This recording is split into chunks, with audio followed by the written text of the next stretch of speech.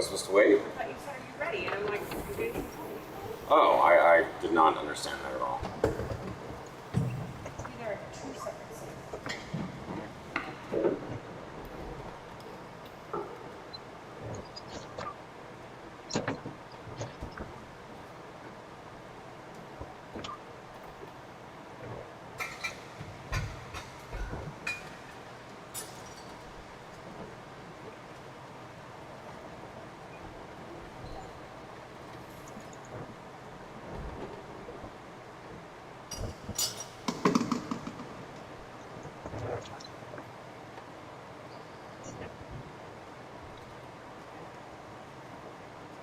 Okay, good morning everybody. Good morning. All of our salty friends. The camera's here.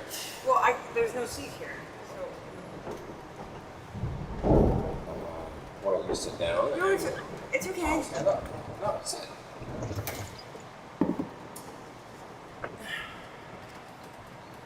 All right, well, hello everybody. Hi. Today is, I'm almost losing track. What is it? Day 7. So, I guess it's the end of the first week, full week at sea. It's kind of flown by. It's amazing, like all the crazy stuff that's happened, but quick update, we are, I didn't look exactly, somewhere probably not quite 700 miles away from El Salvador. I'm sure we've sailed more miles than that because we can't sail in a straight line. Very often the wind is directly behind us and you can't sail directly downwind, so you end up, jibing down in these angles.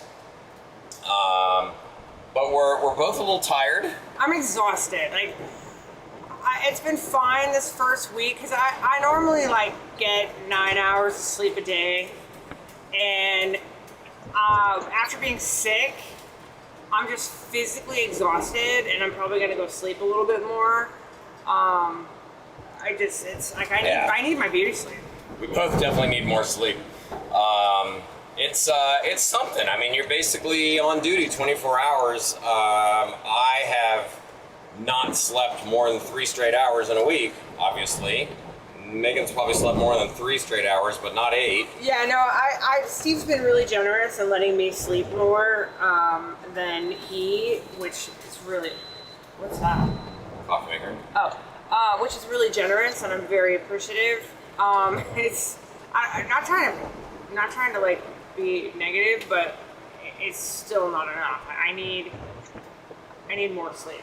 Yeah, well, it's crazy. So I think, I don't know. You can sleep more during the day. Yeah. It's just hard to sleep when it's hot. It's so hot here.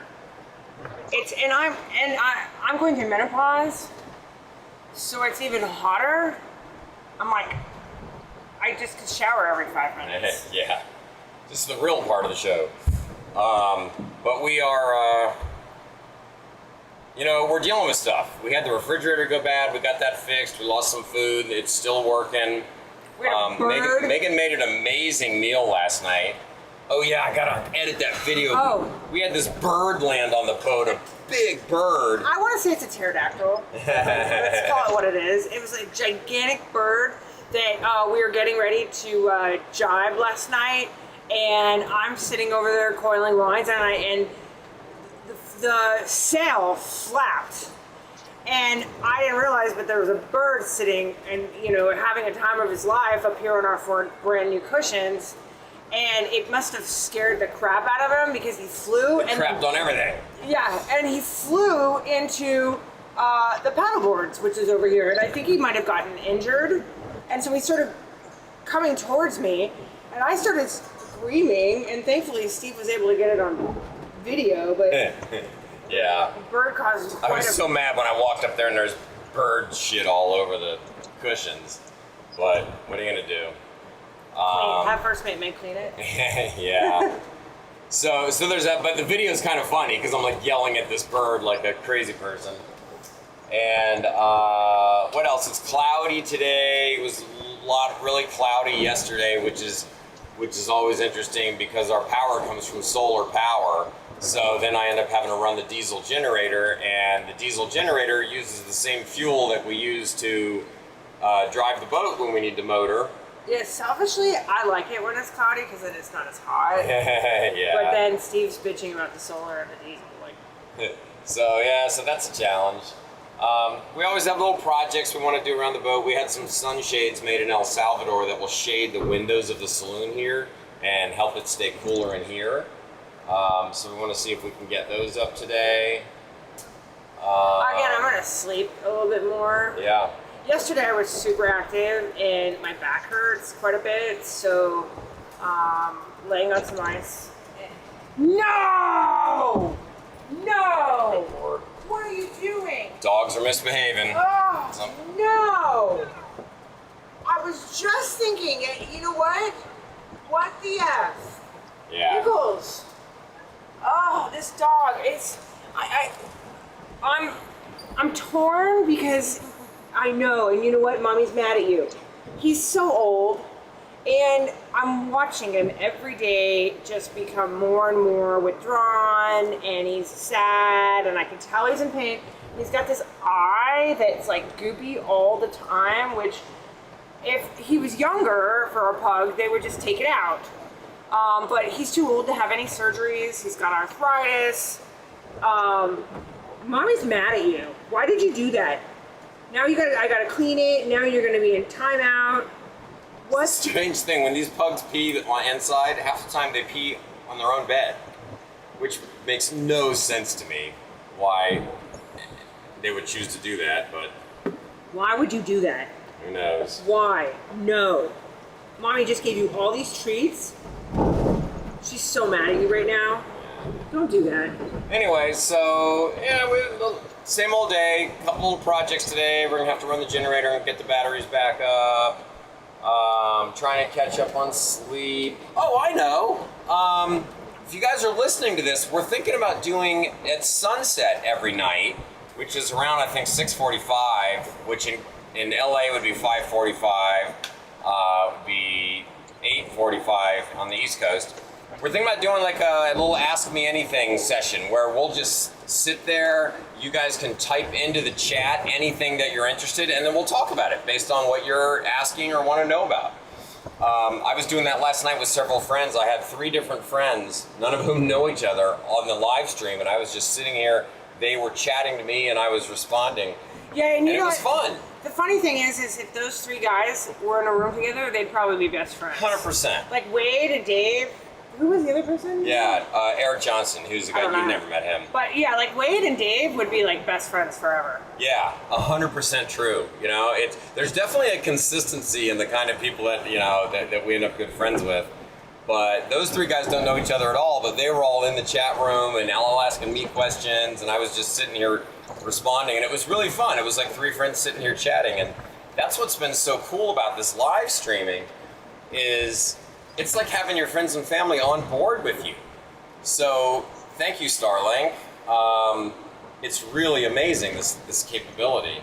Yeah, and whose idea was this? Yeah, I've given you credit a million times, and I will continue to do it over and over again. This was Megan's idea. Yeah. And it's absolutely genius. I was not excited about it at first because I figured it was going to be hard to execute. It's expensive. All the technology. Like that's the one thing very a lot of people don't realize is Starlink, when you're at Ocean, is like $60 to $80 a day. Well, it just goes to, it depends on how much data you use. Yeah. So if you're checking email, it's not bad. But if you're live streaming, it's eating up, you know, we're burning up,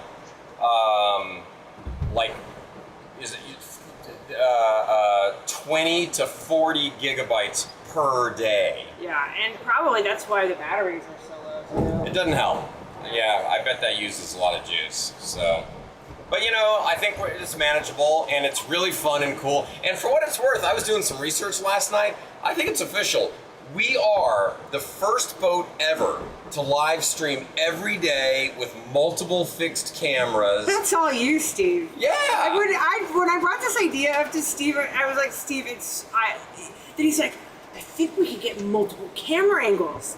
Because I was like, where would we put the camera? And then we were worried about carrying it around and it's going to get in the way. And then Steve has all these security cameras around because I'm crazy about security. Like, if I'm not home, I want to know, you know, like, if there's someone getting on the boat or whatever. Like, it's just important. You know, security is super important to me.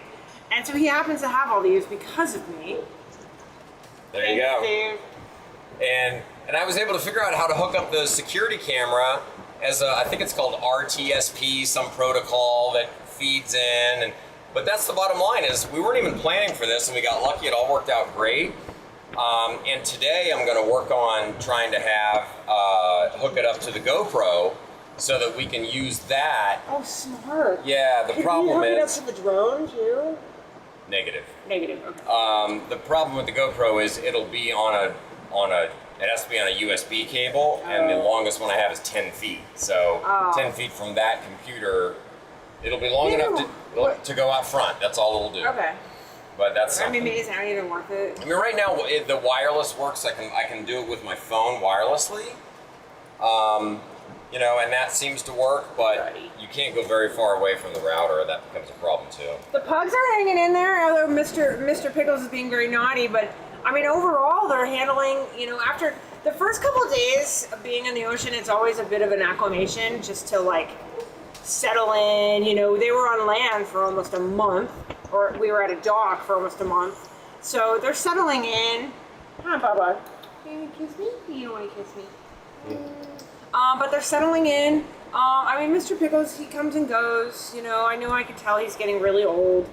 But overall, these guys are hanging in there. We're hanging, we're hanging, we're hanging, we're hanging, we're hanging. So. And this is Mr. Pickles. I think everyone knows.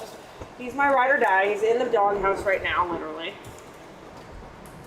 Right? Your mommy's mad at you. Don't do that. Don't do that.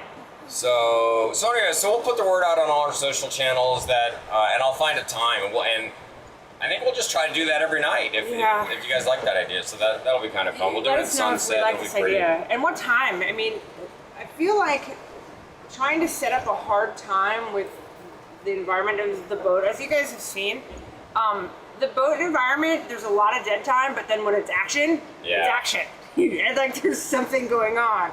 So I don't know, you know? And we'll just do our best to try to do it around sunset, you know? And then if it works, it works. Yeah, and then on the Meghan and Captain Steve front, you know, things have been great, I think. Yeah. You know? Yeah. No, Steve we're and having I a good time. we really get along. I mean, he and I are both, we always say that if we would have met each other in our 20s, we would have died, like killed each other just because, you know, we could do this next time, this camera that we come to, we could do it from a different place so you and I both can sit down. This is fine. Oh, okay. That if we would have met in our 20s, we would have killed each other because he and I are both like, full throttle, you know, just like really intense, you know, crazy. Yep. And so, and our relationship is very much that way where we're just, you know, it's, we both, when we fight hard. And we're both very stubborn. Yeah. Oh, you know we are. I know, I'm agreeing, it's true. So, I mean, I don't know, like, someone... It's never my fault, never. Yeah, someone on Instagram had said, hey, like, show me all the angles, walk us around the boat, and I said, come and see us on... Yeah, we'll do that today. Come and see us on YouTube. Because, you know, we're showing it all the time on YouTube, but if there's anything here on YouTube, because we're more willing to do this on YouTube because we have all the camera angles. So if there's something that you guys want to see or for us to do, other than anything that's inappropriate. Yeah, that's for sure. Anything you want to know about, have questions about, things you want to see, you know, we love it. Yeah, we're sharing. We actually love talking to you guys. Yeah. On the chat, we need to do a better job of keeping up on that. Because a lot of times people put in a chat and we don't respond because you have to be sitting right here at the desk or have it streaming on your own phone, which then, of course, is using even more data. Yeah, well, the other thing is, like, there's a reason why we're sharing this with you is, like, ultimately it was like, hey, this would be really cool for our family and our friends to come and check in on us. And also, it kind of gives me, I don't know about you, Steve, but it makes me feel like, I don't know, like we're not alone out here, you know? And so we're sharing it with you. So if there's something that you are interested about or you're curious about, other than my little safe space down below, like that's my bedroom cabin. I want to keep that off limits as my safe space. But anything other than that, like we're, you know, an open book. Yeah. Or anything inappropriate. Yeah. So I guess that's it. I don't know. We're sailing. We've set 7 days and we've gone almost 700 miles. I can't believe that. I mean, you know, I can. we're doing 100 miles a day. So which, you know, I can estimate how many days we got left based on that. But we are about 20. No, that's not right. 25% of our trip through. Roughly. So we are a little over 25% of our trip. I'm gonna start crying. Whew. You know, I know, and I hear from a lot of other people that, I mean, thankfully, like one thing that Steve and I have going for us is we're not on a tiny monohull and we don't have to sit out in the elements all the time, and we have all the state-of-the-art toys. So it's not an uncomfortable sail, but it's true, we hear a lot from other people that do this, that you get a little bit delirious, and I'm already starting to feel it because of the lack of sleep. And it's just mentally, like, it's mentally challenging. I sat at my watch last night and I'm staring at the radar and it's 19,782 feet deep below me. And that's where I start to be like, oh my gosh, like, and I get in my head and I need to not be doing that. Yeah. Yeah, you know, doing some quick math here, officially we're about 6.5 days and we're 650 miles out. So 100 miles a day, if we continue doing 100 miles a day, we have 2,690 nautical miles to go. 100 miles a day is 26 days. We still have 26 days to go? There's no way it's going to take us another 26 oh my days. God. That doesn't make any sense. All the estimates were much shorter than that, but I mean, I guess it could be. Yeah, Megan doesn't like that idea, folks. So yeah, I don't know. We shall see. Hopefully the wind will continue to pick up. But the wind has been light, you know? We've spent way too much time going 4 knots, and we've only got so much diesel fuel, so like right now we're doing 4 knots. Ugh. Yeah. I just got really depressed. Sorry, I shouldn't have told you that. No, I mean, it's good to know, like, I need to that's the thing, is, like, it's just mentally challenging, and it's constantly, like... Yeah. If it's 26 more days, like, yeah, that would be 33 days on the passage. Ugh, that's long. It shouldn't take that long. No. So I'm thinking something's wrong. I'm thinking that what's not in that estimate is how much better winds are going to get, or because PredictWind was giving me estimates pretty consistently at, like, 21 to 25 days. So, anyway, I don't know. So that's where we are.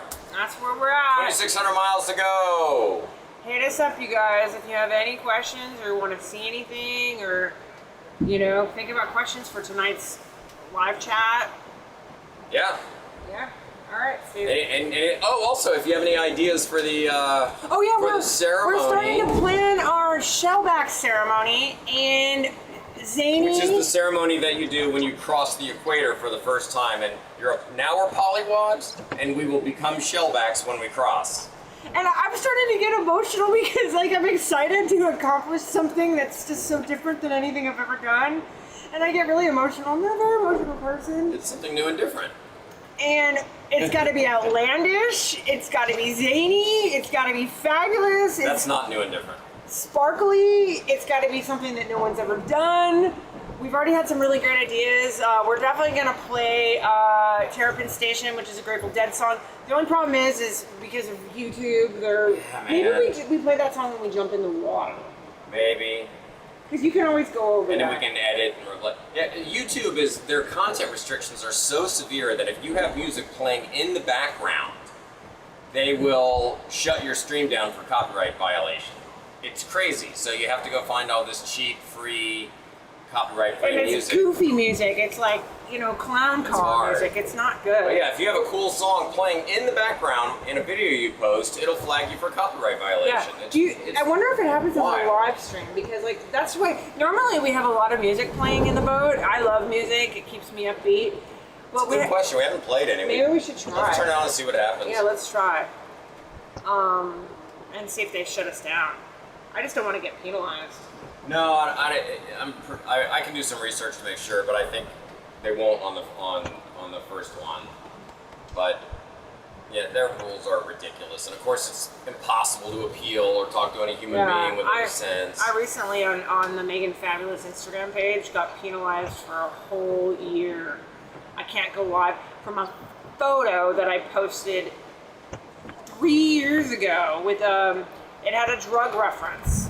Like that is awesome. It was so friggin' harmless. They took it down, but then they penalize you, and you can't. There's no one you can call or like email or. In case you're curious, it was a handbag that our company was selling that looked like an 8-ball, like a pool ball, but it was an 8-ball. And then I had it photographed on a bunch of pills, which okay, that's a drug reference, but I also had that same photo on just a pool table. It didn't get shut down. So they take it down and then they severely penalize you, and you don't find out till it's anyways. Yeah. Enough about that.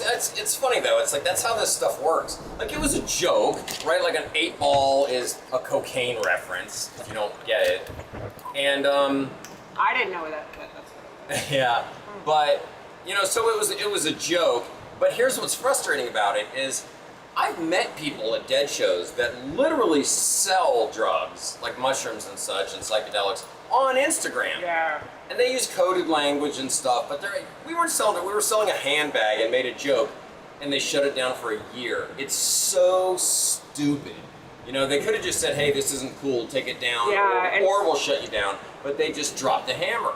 It's ridiculous. That's Instagram. Thanks, Instagram. Anyways, So I've been rambling along. But anyways, I want to get moving. Start our day. I need to start my physical therapy today. I'm just hot as balls and I'm tired, so mentally I'm like putting it off, and I'm sore. And I think I'm gonna go forward now and sleep a little bit, and then clean up the bird shit. Maybe it'll rain, so then that'll clean the. Yeah, that won't clean it off. Even It's the bird.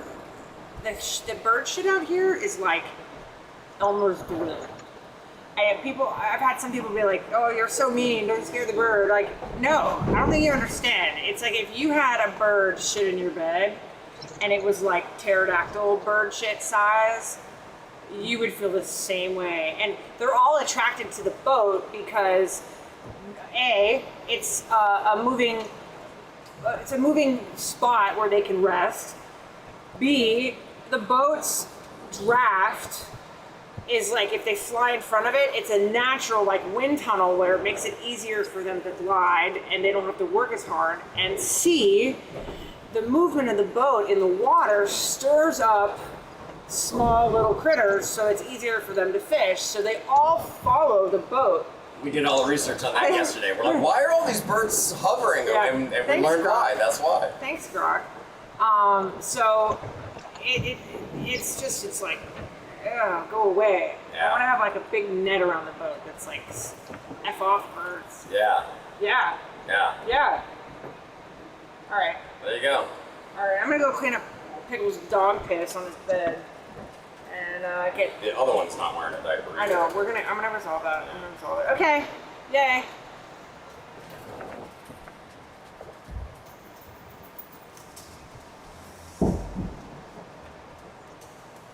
And you're gonna give me a bucket today, Steve. Because I'm not calling you the smart one anymore. That's over. That nickname is officially history after something that dumb. It's not a lot, but It makes no sense to me.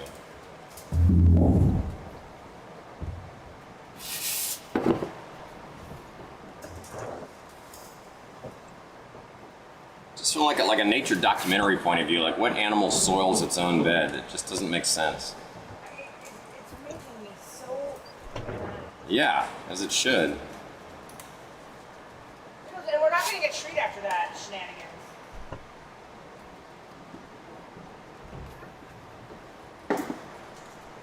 So mad at you.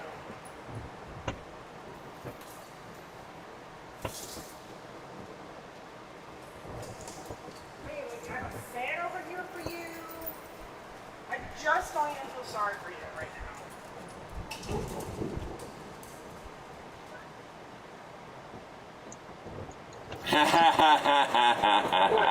My friend Sean Link, he's a college buddy. It's like, Steve, you need some kind of sailing tuxedo to match Megan's fabulousness.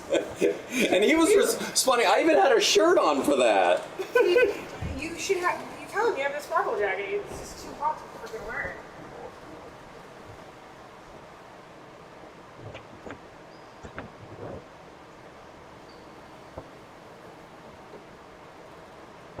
We need to shoot more photos, dude. We're not taking many photos. We need more.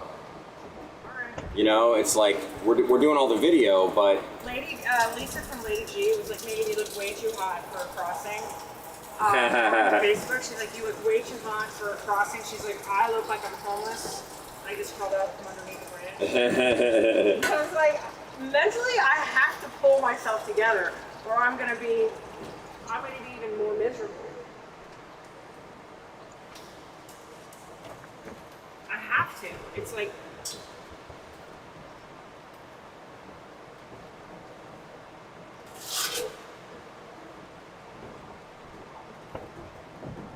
Alright, what was I gonna, I was gonna get more coffee. You want some more coffee sweets? yeah, that'd be great. And then I'm gonna go forward and,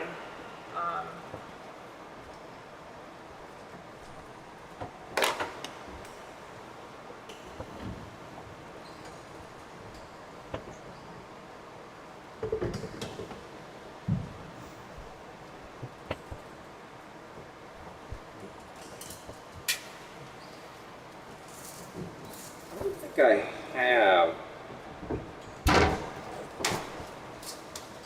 that screen cap of us on departure day where I was wearing the sequin jacket. Can you airdrop that to me or hand me your phone? I'll do it.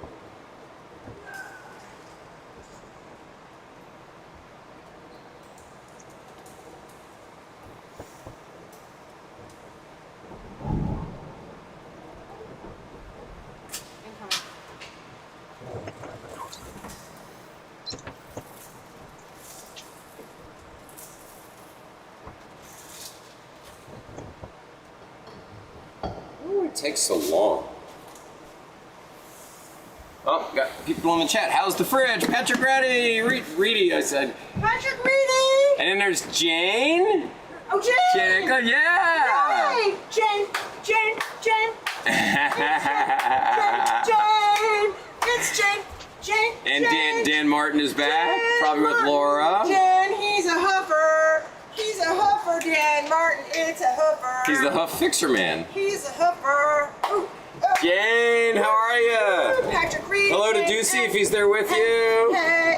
We're happy to see you guys. On the boat. The boat.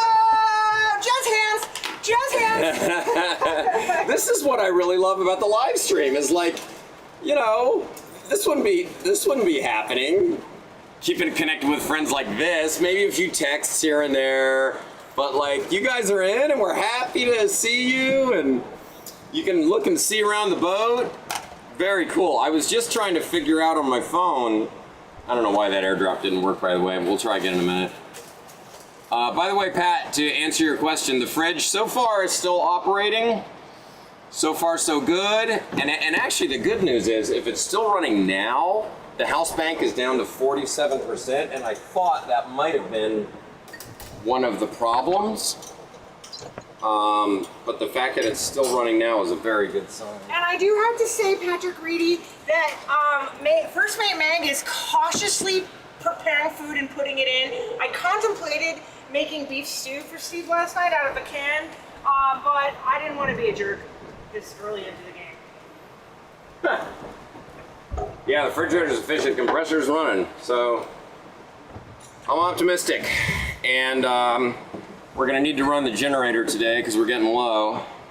Yeah, we have no sunshine, which honestly, selfishly, like, I love that we have no sun because I'm hot as balls, but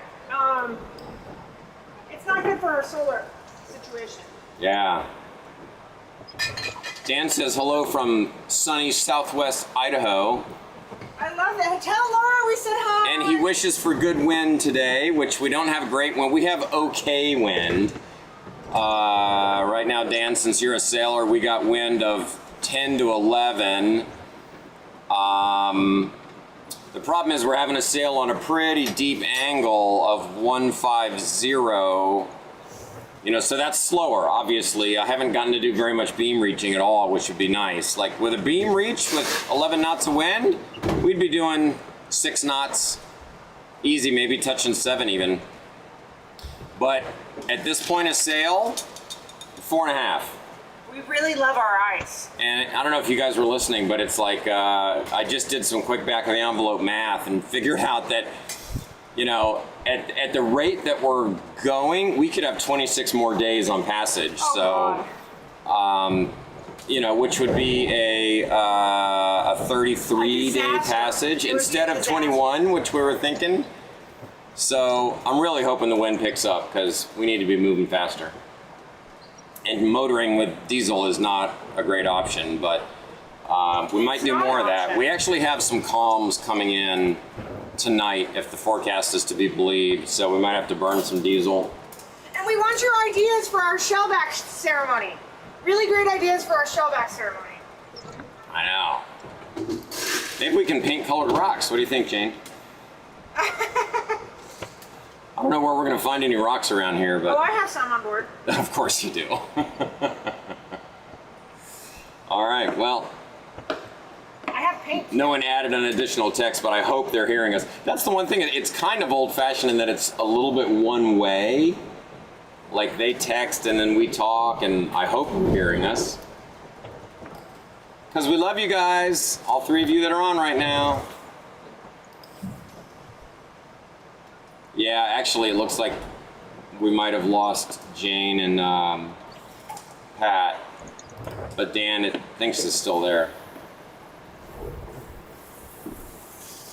But I think that's really common. Like people drop in, take a look, and drop out and check in again later. Like there's a lot of that, which I just love, you know, like people getting up, they're getting their coffee. Yes, that's correct, Dan. It's very deep, and it's you know, and I've been sailing the Screecher. I have not used the ASO, but you know, this nonsense might force me to get it out. It's just it's a much harder sail to work with, as you know. But with it, I can sail deeper and probably a little bit faster. Which over 2,600 miles, an extra half knot would make a big difference of days.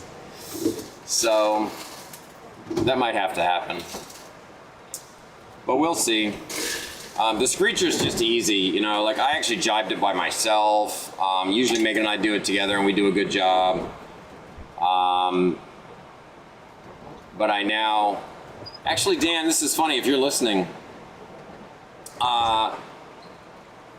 Maybe you knew about this, I didn't, but it's probably 6 months ago I discovered it. But all those years we did the race with Newport Dunsnot and everything and all the jibing and tacking that we did you know that the B&G Autopilot has an auto jibe and auto tack feature? Like, I can't believe I owned this boat for like 7 years and didn't know that. And I forget how I found it in there one day, just goofing around, and you know, I hit one button and then the jibe button popped up and I'm like, wait, what? And it's amazing because what it does is it takes you on the wind angle that you're on. Like right now we're on a starboard tack with a 150 true wind angle.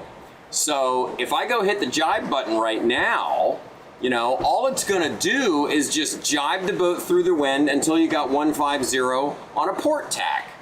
And it actually is smart enough to go a little bit past that to get the wind while you're getting the sail set, and then it trims and comes back out.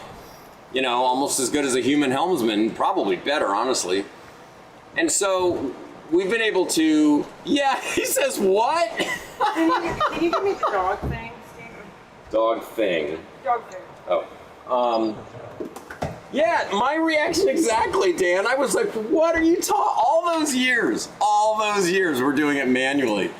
So it gives us, which honestly, it's a lifesaver because if we didn't have that, I'd have to be at the helm, or more likely I would have taught Megan to do it at the helm so I could go work.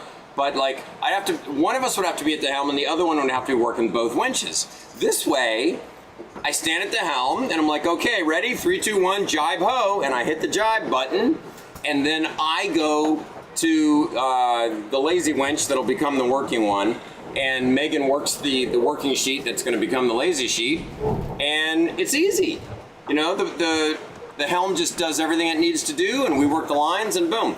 And when I do it alone, it's easy as well, because I'll hit the jibe button, and then I go back to the working sheet, and I'll take a couple wraps off, and as soon as I feel the sail unload, I just let it go, and then let it flop all the way around, run over to the now working sheet, and pull that in, and it's, you know, it's not hard to do single-handed.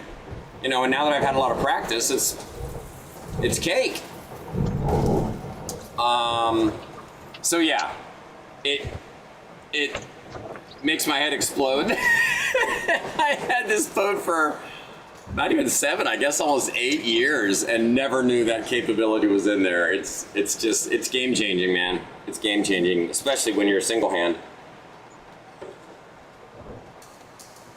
Maybe I'll turn these fans off and that'll save some battery. It's not a bad idea. I mean, I don't know how much they add, but I mean, if they I really go forward, and so I don't need it. Yeah. I'm gonna keep the dog one plugged in, but yeah, no kidding. It's actually, Dan, you'll appreciate this, and I bet you have the same experience in RV world, because there's so many parallels between RVs and boating. With all the systems and everything else. But like, you know, when I set out on this journey, I thought, oh yeah, I've been sailing 20 years. I'm sure I'll learn a few new things, but I pretty much know what I need to know, blah, blah, blah. Not that I was overconfident, but I felt experienced and like I knew. Let me tell you, the learning curve the first couple weeks was insane. Absolutely insane. It was just because, okay, sure, you know how to sail, but you don't know cruising. You know, I've anchored more in the last 3 months than I've ever anchored in my life, just as one example. And there's a million other things from, you know, getting deeper into how all the electronics work, finding that jibe function, to working the actual electrical stuff, to even docking procedures. You know, all the docking I'd ever done was pretty straightforward, and I've gotten into more challenging docking situations out here, so I've had to get better at, you know, springing lines to push it in certain ways. It's interesting. I've learned a lot, man. A lot. Experience is a good teacher. Anyway, it was great to hear from you, buddy. I'm glad you're following along. We love that you're there. And oh, I know what I was working on. Trying to get this camera going.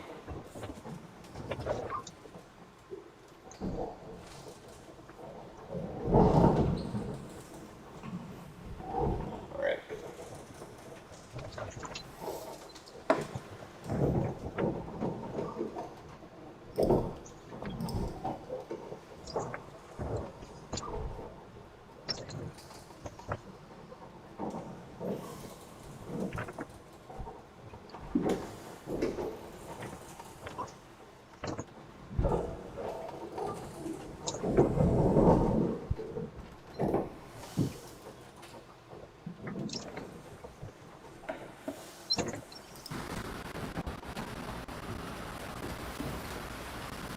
All right, that appears to be working.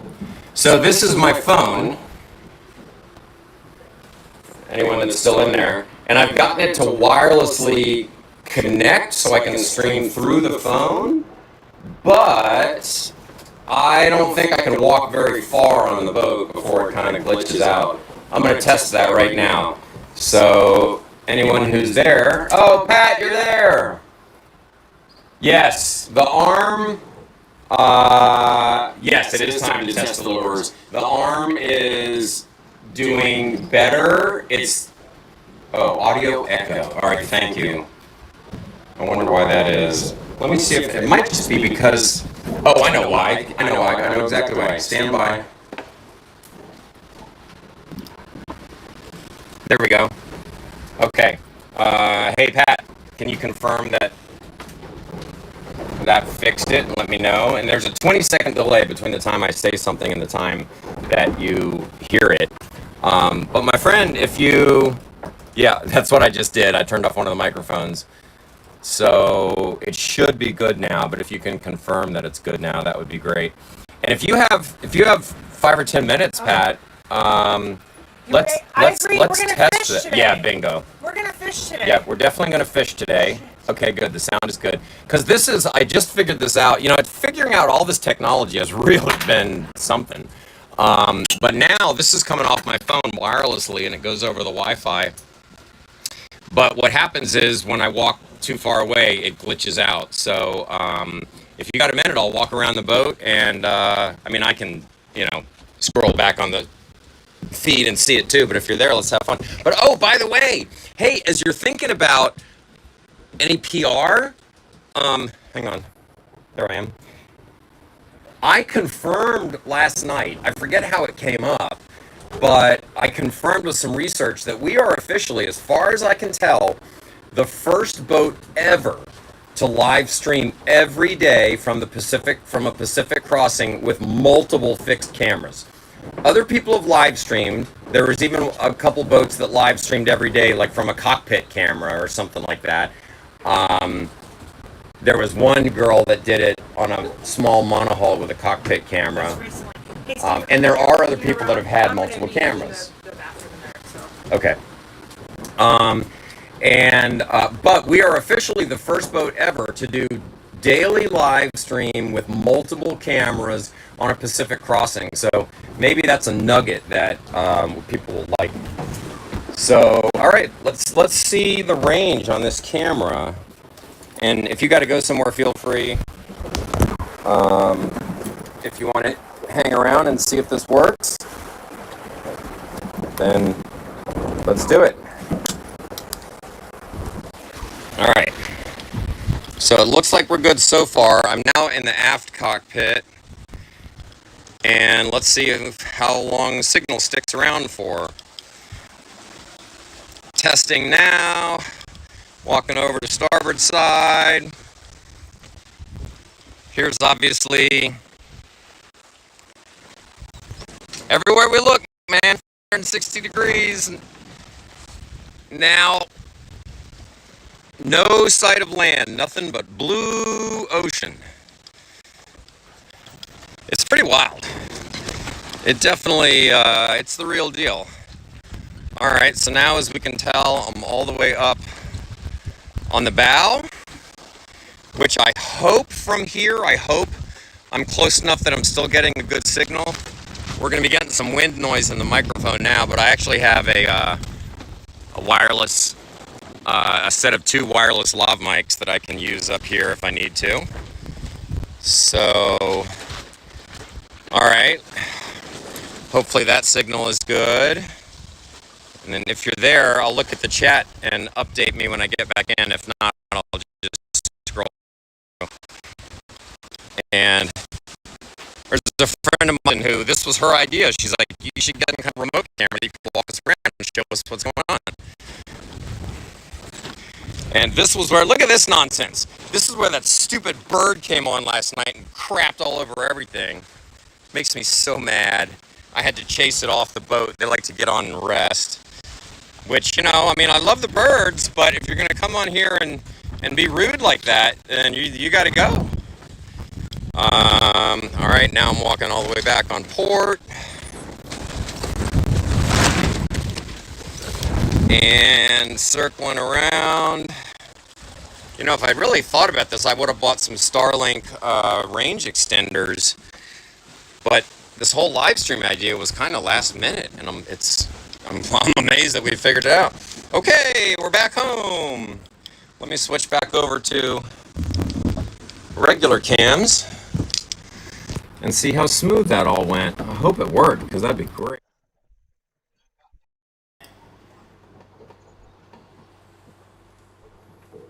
Yeah, okay, multicam live stream pioneers for sure. Yeah, okay. Now, if you're still there, let me know if the signal went all the way around the boat with me. Okay, a little choppy up front, but still good. Okay, awesome.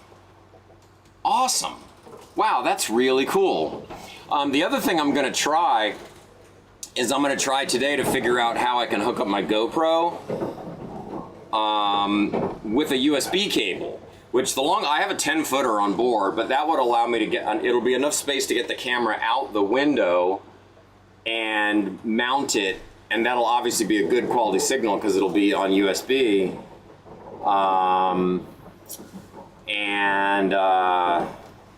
We're gonna use that for the shellback ceremony. And I always forget to look at the camera instead. My screen's over here, but my camera's separate and it's over here. But we'll use that camera for the shellback ceremony. And for other things. I don't know if you were on a minute ago, we were talking about this. And it's funny the way this works. It's such a one-way mode of communication. I never know if you're still listening, so I'm just gonna talk like you are, and if you had to run, that's totally fine. The idea came to me last night because last night I was sitting here chatting and I had 3 of my friends, 3 different dudes, none of whom know each other, but they're all actually quite similar and would be friends if they knew each other in real life. And they were all on the live stream, and I was sitting right here where I am now, and they were all like, you know, we were having a conversation where they would type something in the chat and I would respond like I am right now. And just like you and I are doing. And it was really cool. Like the 3 of us were really enjoying it. And it was like, you know, 3 buddies sitting there talking, except for obviously the other 3 can't talk to each other. So that gave me the idea to do a daily Ask Us Anything. So I'm gonna try to rig up the GoPro to do that so it's really high quality audio and video. And then what we'll do is we'll sit out here at sunset up in the forward cockpit. We'll have a beautiful view and we'll sit there, and then people can come in on the chat and just ask us anything, engage, tell us things they wanna see. And I think that'll be fun. We'll try and do that every day at sunset. I think that would be really, really cool. So just cooking up ideas here to make the most out of this live stream because it is cool. All right, Dan says vid was great all the way around. Audio broke up a little bit on the bow. Okay, that's the same thing Pat said. Thank you, Dan. And you know what? The audio might not have been from a weak signal. That very well might have been from the wind. So if I use my wireless lav mics with the dead cat thing on them, that might solve that problem too. Yeah, thank you, Pat. Yeah, I think that. Matter of fact, shoot, I have it right here. I could go test that theory right now. Oh, but now water pump's running. I got to go deal with that. All right, I'm going to test that later. But yeah, this is really encouraging. Very encouraging. Yeah, I think this is going to be a lot of fun, and we're starting to find. Hang on one second. Hey, babe, are you showering or? No? Okay. No, I just need to shut the water off because oh, no, wait, it's not. Yeah, I think it is. I gotta switch it. All right, where was I? Anyway, so this live stream, like the more I do it, the more just really cool ideas come up like that. It's really working well. The only downside is it costs like $80 a day in Starlink. And there's some things that are conspiring against me that, like the iCloud photo cloud service, it's impossible for me to tell my Mac to not sync those photos anymore without quitting iCloud, which is really obnoxious, Apple. Thanks a lot. But, you know, I'm trying to cut down on data usage, and it's not easy. All these modern machines are built to assume that it's a wide open highway, but we're burning through 20 to 40 gigabytes of data per day. And it's $2 a gigabyte on the ocean, so you can do the math. Anyway, I know what I was starting to say, is that the live stream is starting to bring in people that just find us through the algorithm. We had someone from Greece yesterday. We've had a number of people that did not come in through the friends and family side. So it's really it's starting to pick up, and hopefully we'll continue to do so. And it's great for the YouTube stats because watch hours goes through the roof. Yeah, Dan, the Sunset Hangout is not right. Yeah, I'm glad you like the idea, buddy. You know, and we'll try to get the word out. I got to look up and see Sunset, I think, where we are. I actually don't know what time zone I'm in, but all of our clocks and everything are still on El Salvador time, which is Denver time. And so right now it's 1 hour later than it is on the West Coast. But I'll put the times out. You know, we'll try to do it around sunset. That'll be fun. Yeah, that's a good point. That's a good point. It might be too much to announce daily.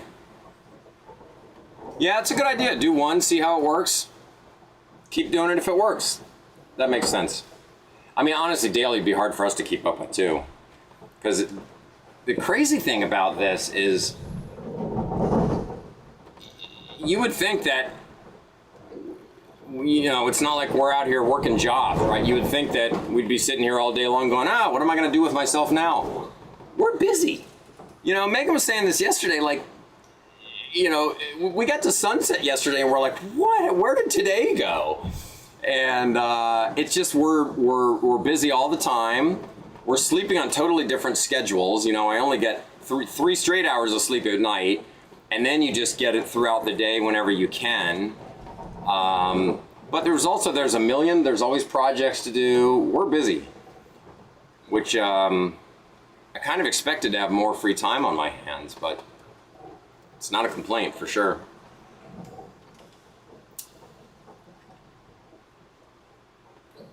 All right. Yeah, man, if I can get that GoPro working, that'll be even better quality. Maybe I can figure that out before sunset tonight. Let me see what time sunset is.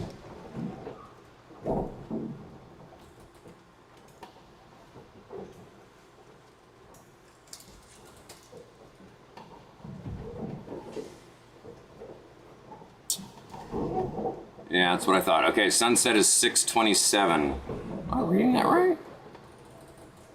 It's a tiny little number, predict when. Come on, man. Even with my glasses. Yeah, 6:27. So that's going to be 5:27 in LA, which is maybe too early, you know? People aren't home from work. Yeah. Remember what we learned on when we were doing lives with Big and Fabulous people? Like, you do it like for 20 minutes. Yeah. People come on and then they drop off after a certain time. So I think a 20-minute live sesh. Yeah. Yeah. Except for we're live anyway. We're already live. Yeah, but like us actually like engaging. You Yeah. know what I mean? Like we'll do it. Yeah. I like Pat's idea about sunset. Yeah, try it once, do it. So anyway, yeah, maybe we just like do it experimentally, like you guys are both talking about. Is we'll just say, hey, you know, as of sunset time tonight, we'll be out there, and as long as people are there and interested in asking questions, we'll keep going. That's an easy method. Barry, what's up, buddy? The pugs are doing okay, but they're in big trouble today. Mr. Pickles just pissed on his own bed. So Megan's mad at him, and I'm just keeping my mouth shut. Steve, hey, by the way, whichever one of Steve's friends suggested that we euthanize the pugs before we left on this trip. It was not Barry. I have an idea of who it is, but... It was not Barry. I have an idea who it is, and... I bet you're wrong. I have a pretty good idea. I'm not going to call it out now, but like that made my heart hurt. That would even be a suggestion. Yeah. Yeah, there was an unnamed friend of mine that said, why are you taking the dogs on a voyage like that, man? Why don't you just euthanize them before you go? And he said it like just totally, you know, like it was like, why don't you buy another beer kind of a thing. And it was like, bro. Hey Barry, that's great to hear, man. That's great to hear. You know, honestly, I love that so many of you guys. So for everyone else, Barry, well, Pat knows Barry, is a tennis buddy. I have this whole group of great guys that I played tennis with every Tuesday night for 10 years. Tuesday nights. I never really made that connection before. That's cool. Anywho, like everyone from that group is really, really engaged, which I love. Quigley told me the other day that he likes to get up in the morning and have his coffee and turn on, I guess he puts it on his TV, and he's like, I just find it really relaxing. So it's cool that everyone's so, we really love having people along. It adds something for us too. Yeah, my sister watches it like all the time in the background. It's weird. It's cool. And then we sometimes, honestly, we sometimes completely forget that the cameras are on. I forget all the time. And, you know, like so far we haven't done anything embarrassing by forgetting what the cameras are on. I think I was picking my nose the other day, and I was like, wait, oh, we can't do that. Or I was snuggled, like curled up. Oh, there's something out there, Steve. I just saw a gigantic splash right Oh, there's Sarah. Hi, Sarah. Oh, we were just talking about you, Sarah. That's right. Literally just you guys, talking about you. You guys might be here for Whale Town. Oh, wait, there's look at dolphins! Okay, let's go. All right, hang on. Let's go back to this camera. Dolphins are here. On, Steve. Everything's on. I will. All right, Sarah. Good timing. Good timing. Welcome aboard. Welcome aboard. We are gonna go. Oh, wait a minute. What's going on here? Oh, wait a minute. Hang on. All the tech. I gotta figure it out. There we go. Okay, we're engaged. The sound might be choppy again out there, but who wants to go see dolphins? Yeah. Oh wait, why did that happen? It got all small. I don't know what's going on with that, but I'll deal with that later. We're going to look at dolphins. Oh, where did I put my jacket? Here we go.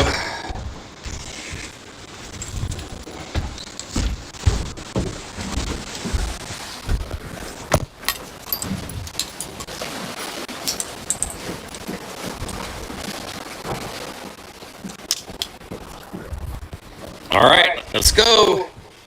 We're coming, dolphins. What? Everywhere. Like on this side, they're on that side. I mean, they're just everywhere. So good. Dolphins? Is that the squid? No. So there's another. Oh, that is a squid. That's another squid. That's a long jump, man. Maybe the That means that squid. Oh, that could be. Dolphins? They're on this side now, Steve. Where? Over here?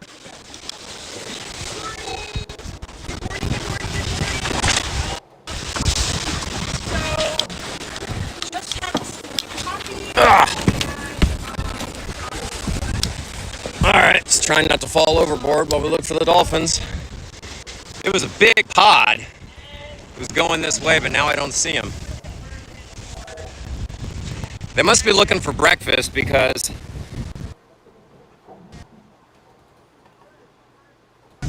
play with the boat. But they didn't do that this time. Man. They didn't come play. I know. I think they just want to drive by. It must be breakfast time and they're hungry. Yeah. All right, well. No, yeah. All right, no dolphins. Bummer. Nothing to see here. But that'll be a good experiment for the camera to see if I remain connected all the way out to the pulpit seat. If any of you guys are still listening, let me know if we still had a decent connection when I was all the way out in that pulpit seat.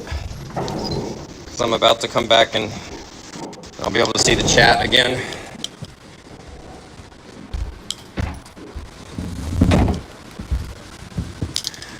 I don't know what the heck happened here.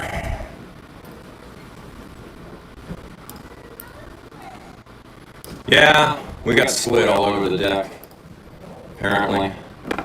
Okay, back to camera. All right. Hey, Sarah, if you were there, how was the connection? Oh, one small freeze, but other than that, it kept going? Okay, that's fantastic. That's fantastic. It's fantastic. It's fantastic. Oh, I'm really happy with that. There's another squid on the deck too. All right, I'll deal with it. I mean, you know, it's just squid. Make calamari, Megan. Ugh. Come on. Can I get behind you? We got free squid. Steve, I think you definitely should go put a line out. I think we're gonna. Cam was great. All right. Cam. Yeah, I'll definitely get a fishing line out today. My elbow is it's hurt, but it's what I feared was that it was going to be one of those things where I strained a tendon and it's 8 weeks to get better. But it feels largely better now. There's certain movements. The pain has gone up to my bicep, which I don't know what that's about, but anyway. All right, good. I'm glad the quality was great. And the reason I was talking about my elbow, like you're listening to my train of thought, was because I think we're going to put a fishing line out. Yes, we are. And I've been worried about doing that because I need my elbow to fight the fish if we catch one. We also we're wanting to do some giveaways on some Tuesday hats. So think about if anybody has any good giveaway ideas, like contests, where not what to give away, but what to like what a contest or something. Yeah, that can help our engagement. That can help follow. I mean, like I know for Instagram, but I feel like YouTube is another. Yeah. YouTube's Steve's domain. So. Yeah. Okay, Sarah asked about the squid on the deck. How did they get there? We don't know, Sarah, actually, because if they jump, like the seas are not high enough to carry them up here. The seas have been very calm and you know, they have not been washing over the decks. So it's not that. So either the squid jumps, I don't think which means inside there. I think it's the bird that yeah. dropped it. So in there. maybe the bird gets it and then drops it. It comes and enjoys it Yeah. on the Lido deck. But there's at least 2 dead squid sitting on the deck. So I'll have to go clean those off in a little bit.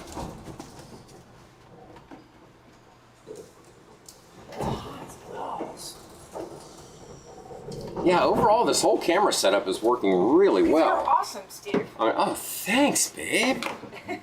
How you doing on coffee? You want some more? And I think I'm pretty sure I'll be able to figure out how to wire in that GoPro. And then, although that was, since the camera works so well, it may be unnecessary if we use those lav mics. All right, I'm gonna go back up there, Steve. I'm going forward. All right. I'm gonna look at the forecast again. I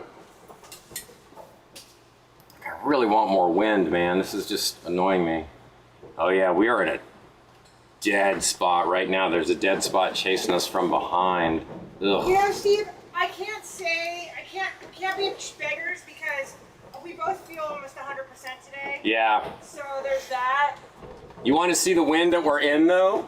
Like, look at this. God. We're at the very tail end of this little cone of wind and it's going away.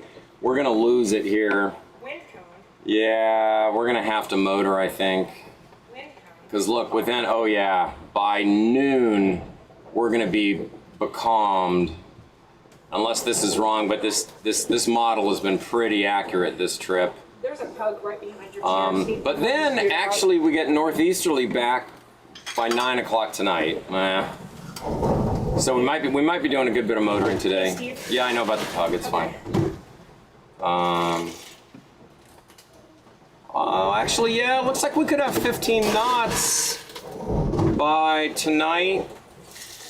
9 o'clock building, and then through midnight by 4 or 5 o'clock tomorrow morning, we got 15 knots northeasterly, which is a really nice angle, actually.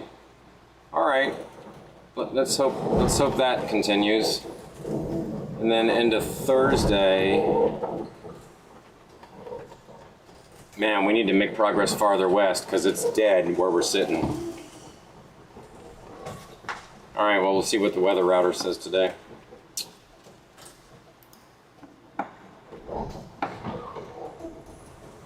While I'm sitting up there, I'm gonna scrub the. Don't forget this knob, Steve. I know, I got it. Yeah. I gotta update your to-do list. Yeah.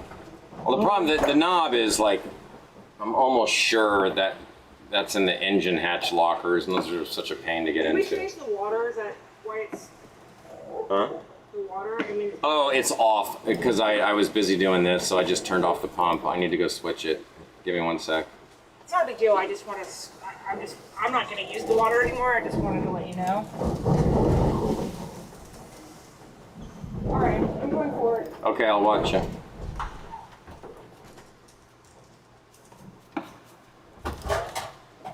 And I'm in agreement. We should put a line out. Yep. It's a great idea because then we don't have to burn for our protein. I actually was just about to. Oh, Sarah said the other cameras are frozen. Really?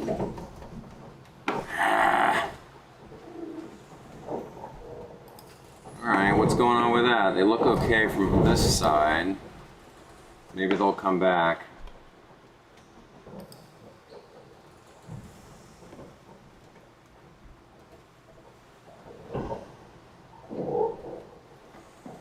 Second, check the live stream on my phone. Oh my god, there's so much squid here, and it's staining the fabric.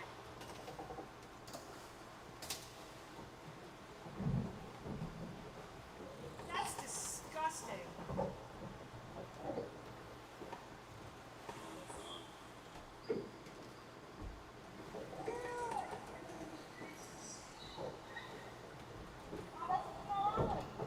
Oh god.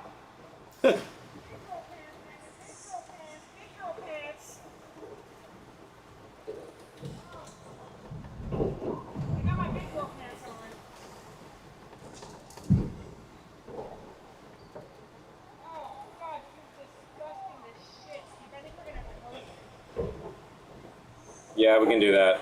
It's so disgusting. It's like cake. And it smells like sea acid.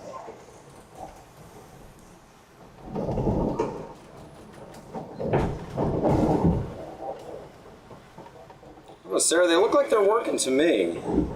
I'm looking at them on the stream, so... Oh yeah, you're right. We don't see Meghan. Why do we not see Meghan? Oh, Sarah, they look like they're working to me. No, maybe. Hang on. Some of the squidding stains So great. the cushion. I Huh? would definitely put the cushion cover on. All right.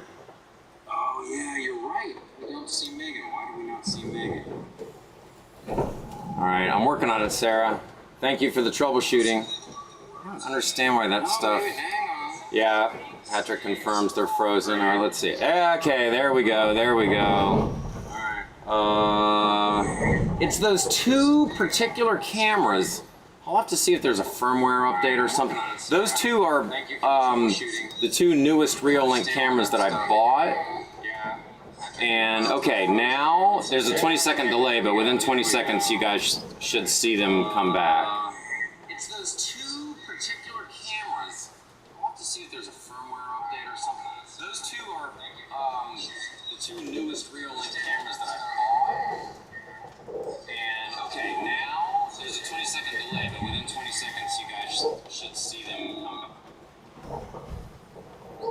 Okay, anyone that's watching, okay, yeah, all right, thank you, Sarah. I don't know why they do that. And the worst part is, like, unless I'm checking all the time, I don't know when they do that.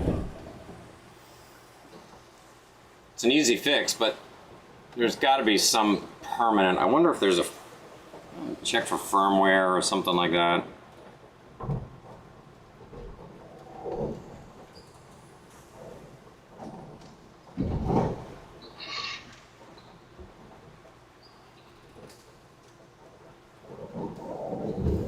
Those two are definitely the most finicky.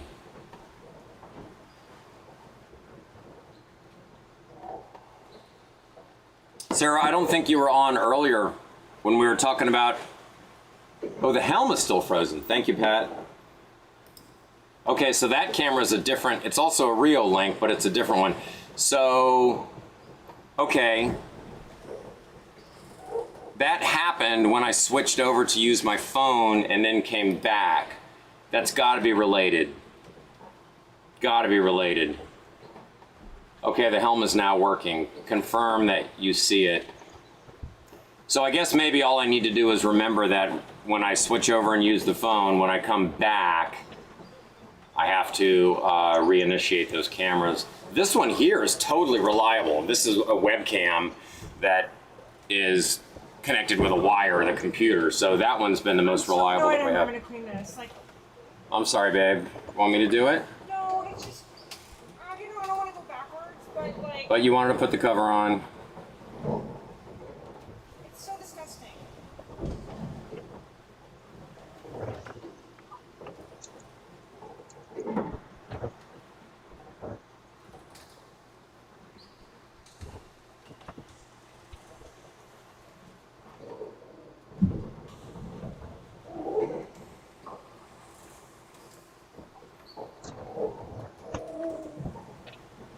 Trying to find firmware updates here and make sure. Oh, here we go. Update device.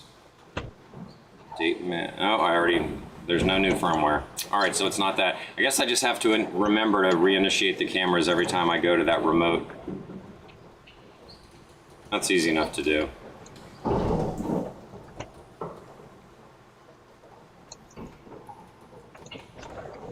guess it's not so bad that it's not completely perfect.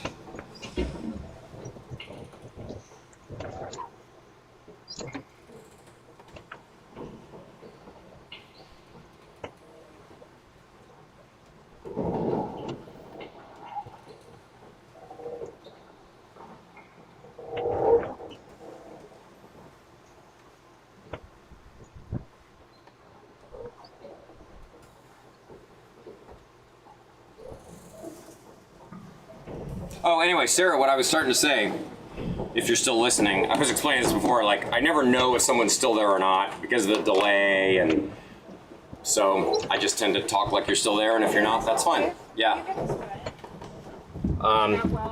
So, Sarah, what I was saying was, we're gonna try to do this at sunset.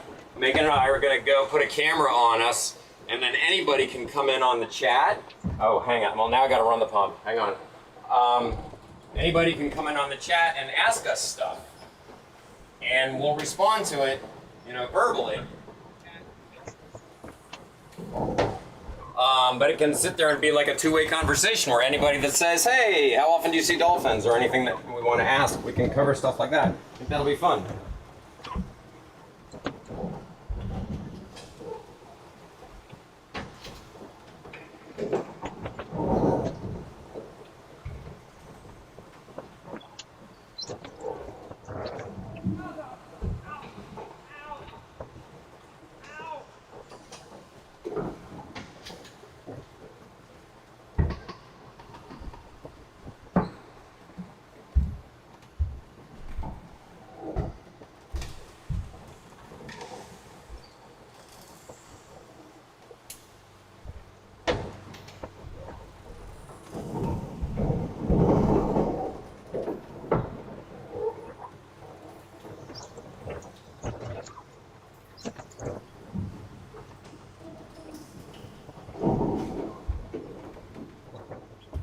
I'm working on it. I gotta reinitiate the water pump.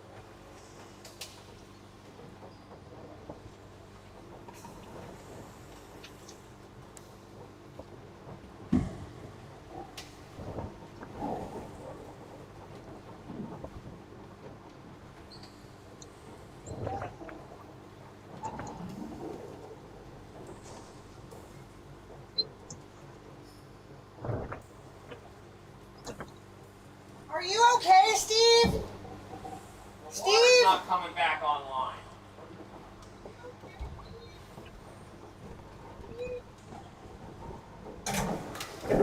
I've never had it take this long. This camera's frozen too. All right, well that's the Is next there something wrong with the water pump?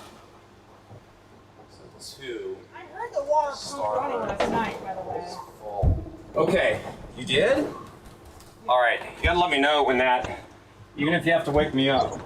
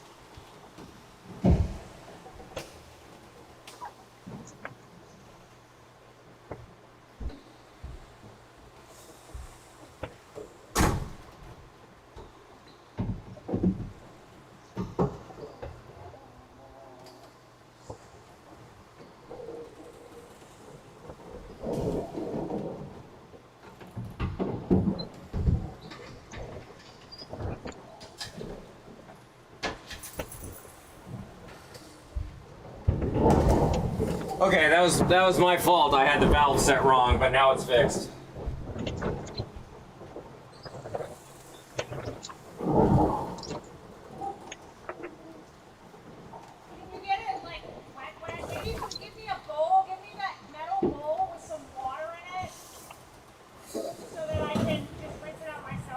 Do you have a scrub brush up there? I didn't want to fuck up the fabric, Steve. All right. The fabric's really delicate. You don't want to put a scrub brush to it. Okay. Like the cover, we can scrub the crap out of, but this fabric will leave. It's already like separating it.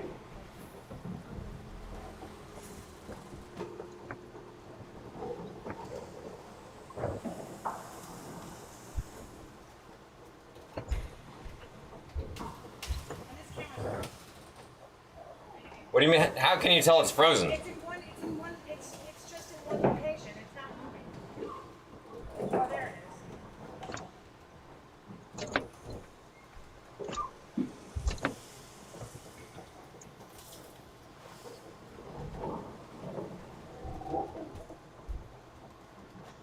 I'm heavily annoyed right now because before we left, I wanted to put cover on cushions and knit it. And now these beautiful cushions, it's like our living room sofas,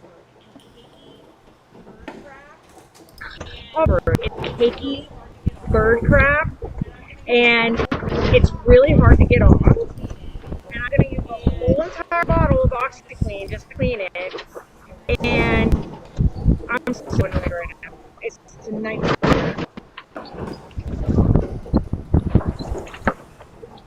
Okay, all right, I'm back. All right, Sarah, I see. Okay, glad you like the idea. Glad all the cameras are fixed.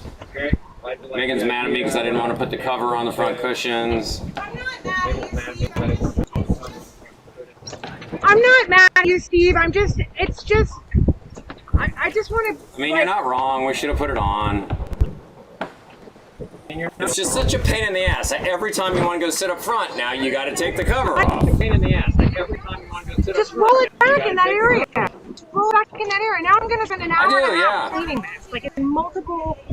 Do you know what I mean? I do, yeah. And I don't want to beat your head over, like beat it over the head, but like I really believe that we should have this philosophy. You know, they keep on saying, I keep on reading this over and over again. When you start getting complacent in sailing is when shit goes wrong. You know what I mean? Like, okay, we haven't had pterodactyl birds landing on the boat enjoying their calamari buffet on our living room sofa before. Like, we just have to prepare for the worst. And I'm going to shut up now because I know that you hate when I tell you how I feel, but...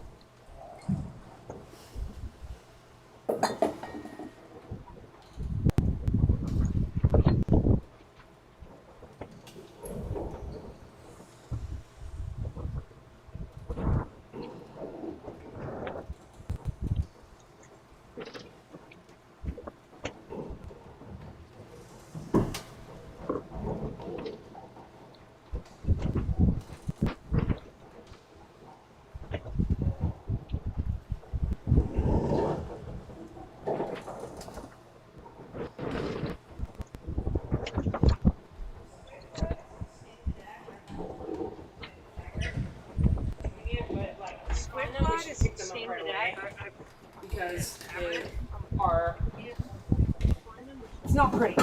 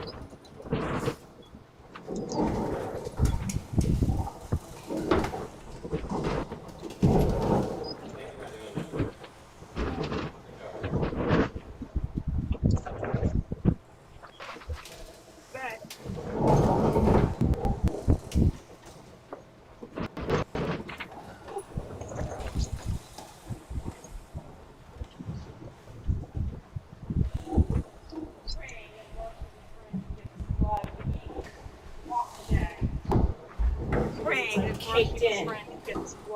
Praying. Like the one cabinet that I need right now, like constant, is this friggin' one with the handle situation. Well, I know that's not me. Like that's not me nagging you, Steve. I'm frustrated. Because I'm so asleep and I'm bending over and I'm in pain now. I'm frustrated. I'm bending over and I'm in pain now. I just want to try to avoid things that are avoidable.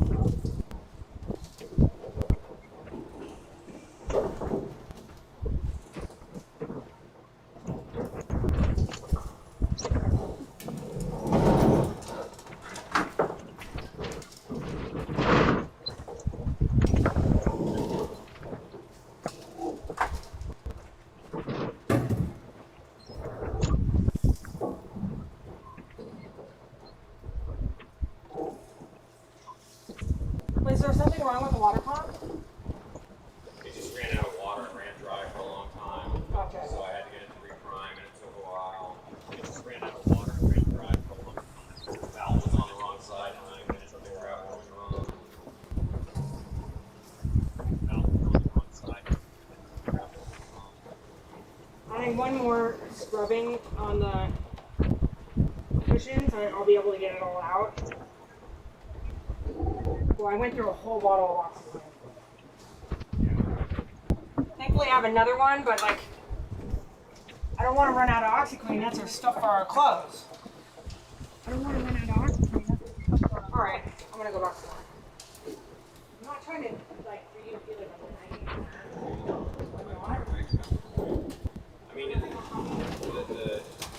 I mean, just so it's not just like some kind of careless piece, but putting that cover on is a lot of work, but the bigger issue is that it requires detaching the top cushion is a lot of work from the boat. I understand all this. Increases the risk that the wind takes the boat. I understand all this. What I was thinking when I had said that is we can lash it down because there's rings behind. We could figure out, even if it's just part of it, I get it. It's not ideal. It doesn't look good.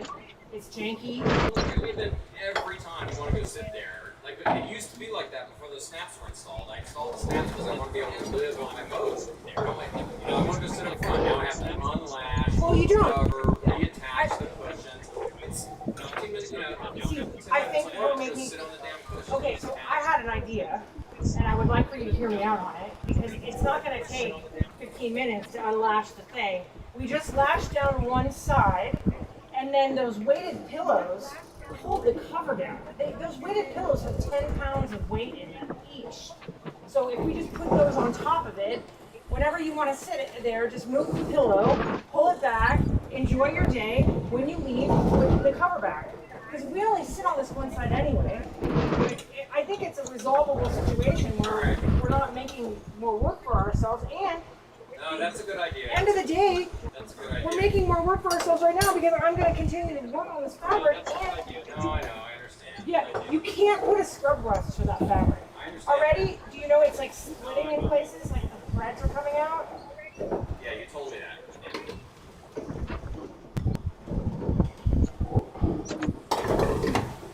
But we can take a scrub brush to the cover. Alright, I'm shutting up now. We're all on the same page. Yes, I understand.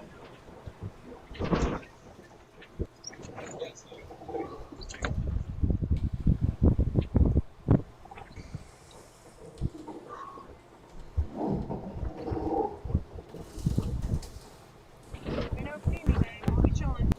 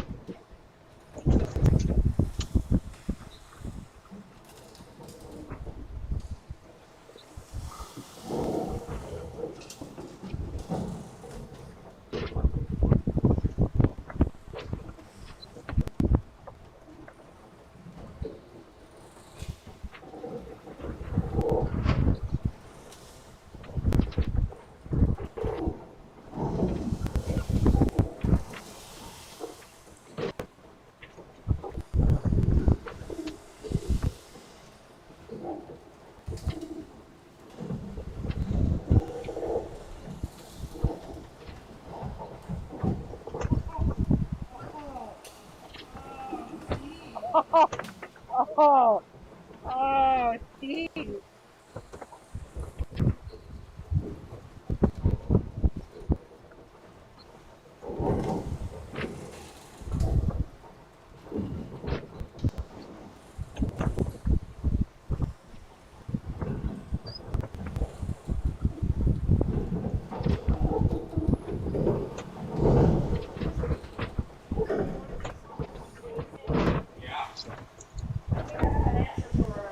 Do you want to see something amazing? I think I have an answer for her.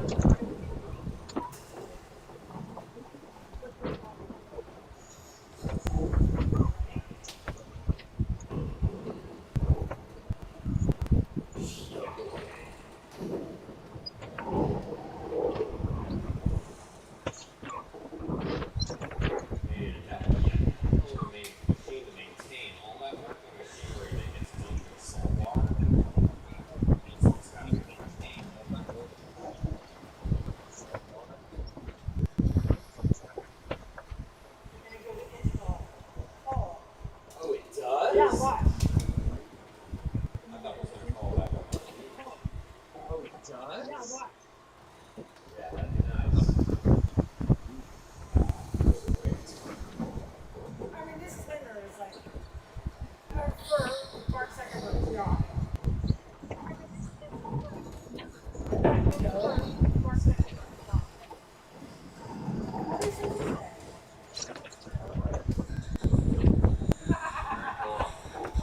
I don't know. I saw that. It made me want to get up and I don't know. I saw that. It made me want to get up and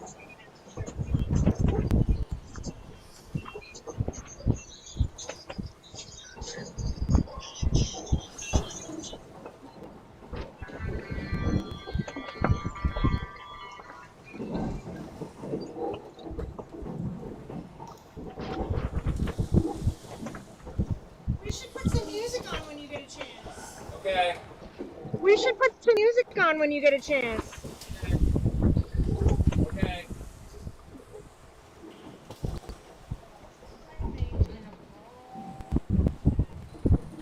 I think I have all the bird shit.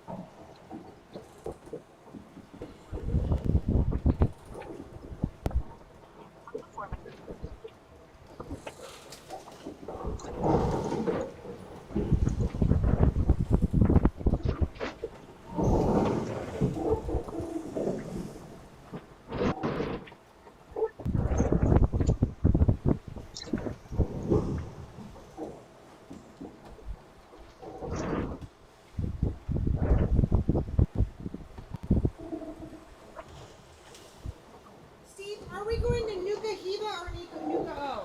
Probably Nuka Hiva. Are we going to Nuka Hiva or Nuka O? Probably Nuka Hiva. Probably Nuka Hiva.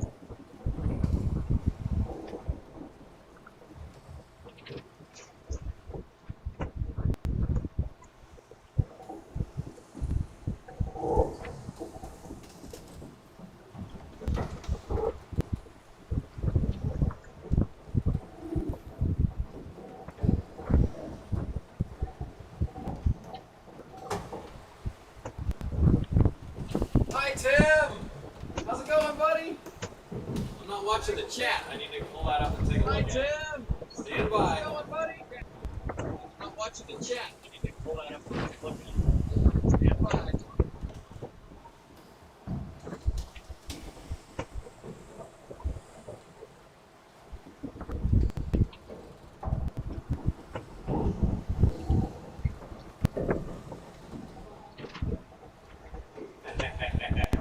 Oh wow, there's a lot of people in here. I'm missing the chats. I'm so sorry, everybody. I'm sitting here working on boring business stuff. I'm missing the chats. I'm so sorry, everybody. I'm sitting here Just working getting on down, you know. business stuff. We retired and closed the business to do this, and that takes a lot of paperwork. Okay, I hope some of you guys are still here. Captain Bob. Captain Bob. Yes, we're a 450S. We're not a fly bridge. Yes, we're a 450. And let me see. Turn on sound. Can you guys hear me okay? Yeah. It sounds like you can hear me okay. All right, cool. So anyone that's still in the chat, sorry I wasn't watching. I'm listening now. All right, cool. So anyone that's still in the chat, sorry I wasn't watching. Okay, so Captain Bob, yes, we're a 450S.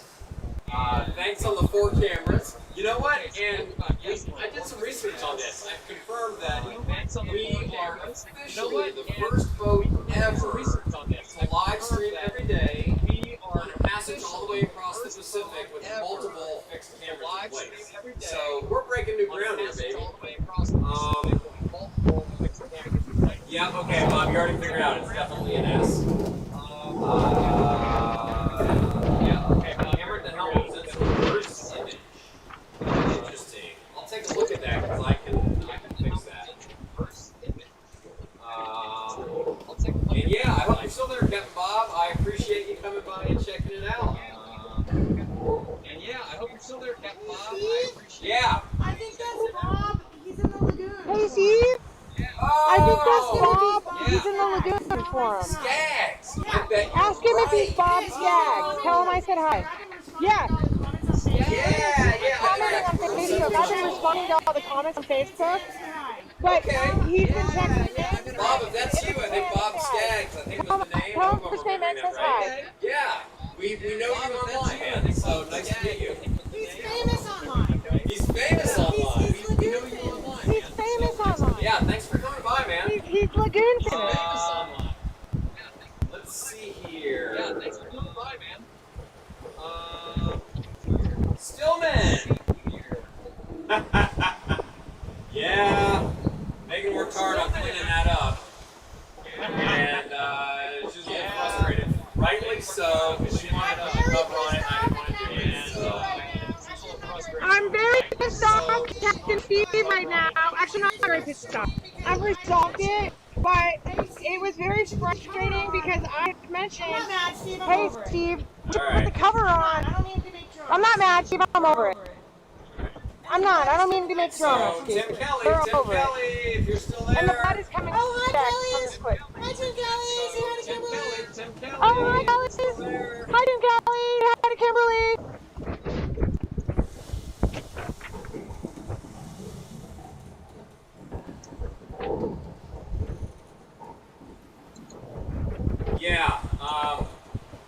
Yeah, gotcha, Tim. Yeah, that totally sucks about the refrigerator. Yeah, That was so unbelievably frustrating. It sucks. Third time. And all of that nonsense tracks back to one marine electrician that made one stupid mistake before we even left Long Beach. I think it was last August or September. And all the fallout came from that. All of the fallout. Very front. We probably lost $900 worth of food, but it's not even the financial. You know, Megan literally spent hours and hours and hours prepping and portioning and vacuum sealing. And so imagine how demoralizing that is. But twice now, all that hard work has gone into the ocean and gone overboard. Twice now. It's super frustrating. Plus, I spent all that time, you know, having to fix it all. It's super. I mean, it's part of boat life, man. Stuff breaks, but Fix it all. I don't know. That guy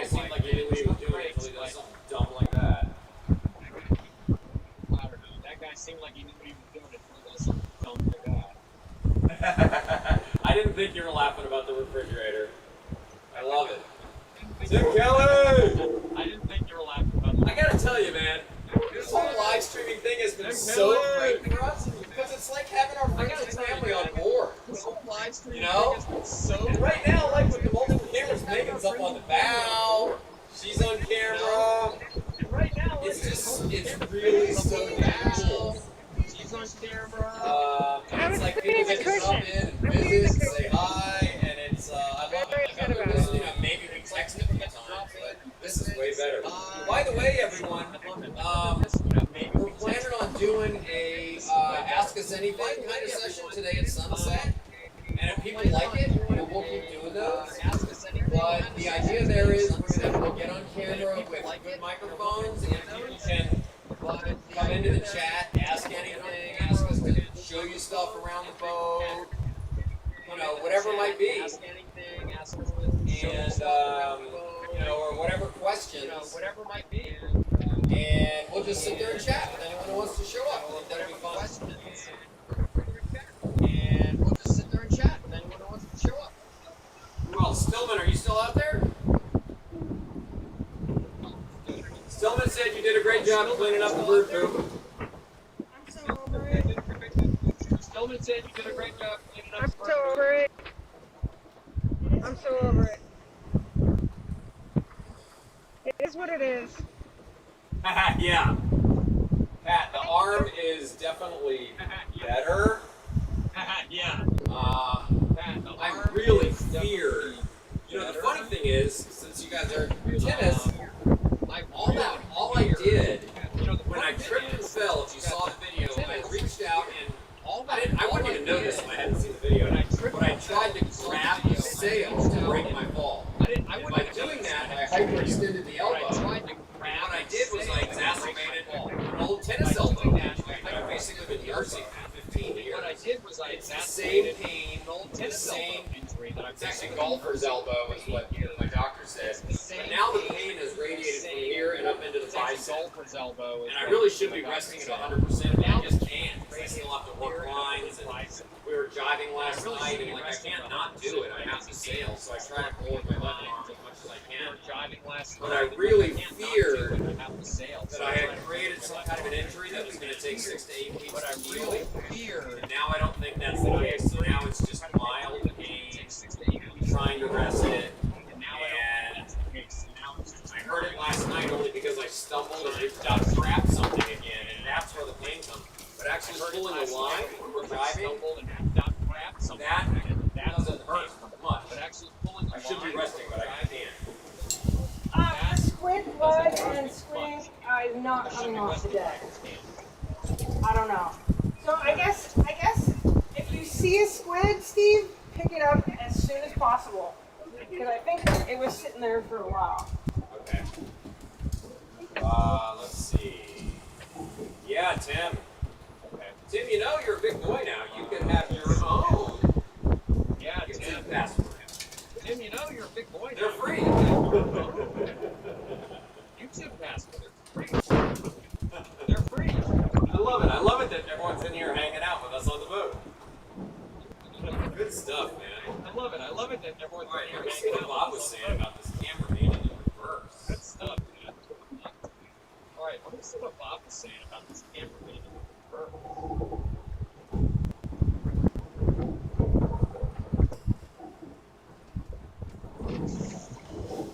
All right, I'm going to switch the helm camera here. All right, I'm going to switch the helm camera here. Oh, the dogs. All right. Stand by. Yeah, I know you're not tech friendly. I was just giving you a hard time. Dogs. All right. Stand by.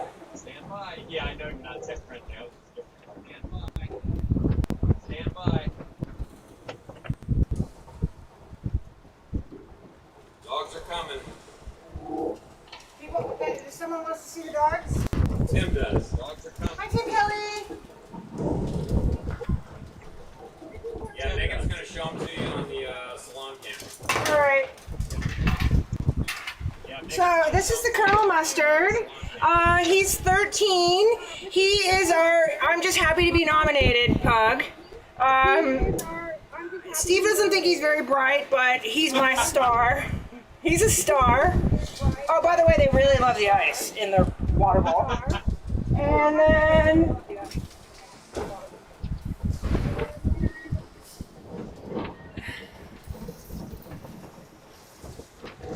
this is Mr. Pickles.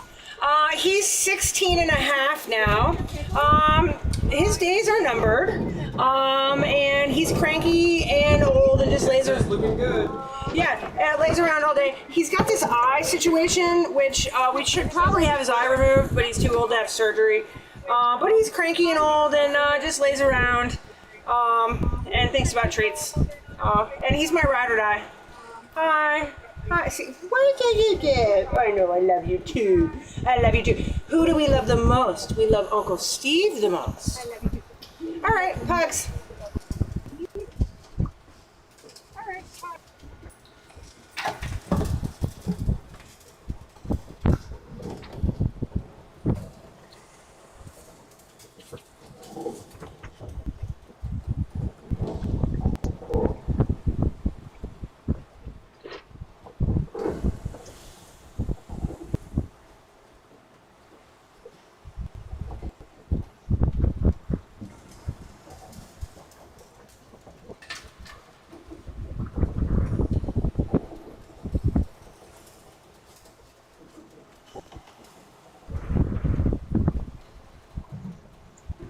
Tim enjoyed the dogs. We didn't flash the dogs, Tim. That would be weird. Tim enjoyed the dogs. Flash the dogs. Love it, love it, love it.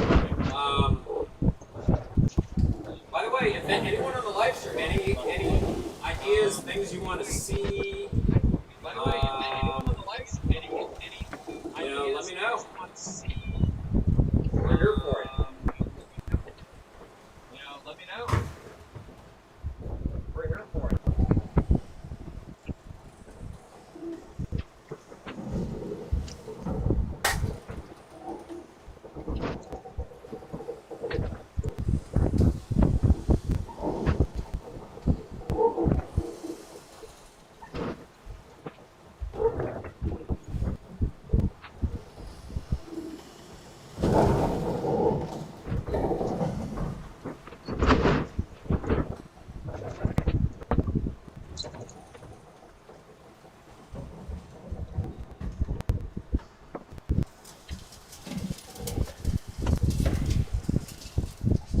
Starting to get burned.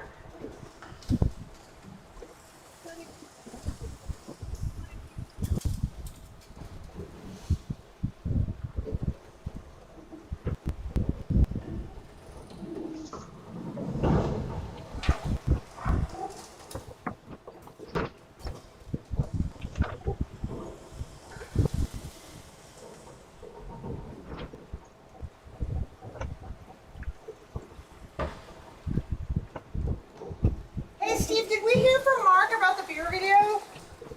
No, he didn't respond. Oh. No, you didn't respond.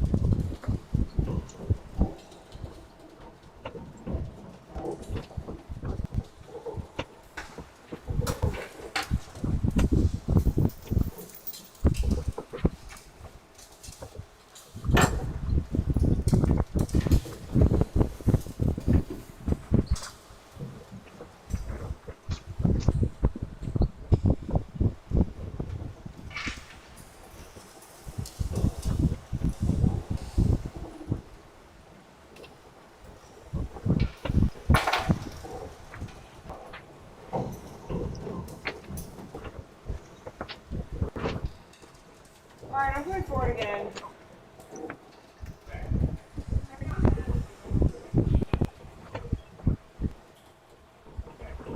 I totally get it. You're right. And,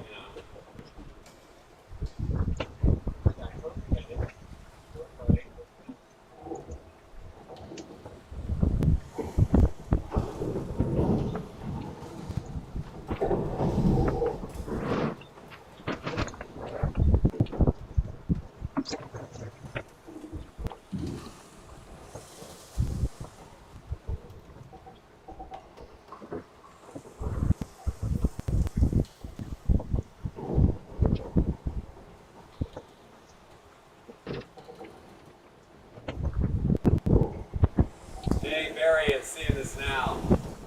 That's Strait of Hormuz. Hormuz. Hey, Barry, it's I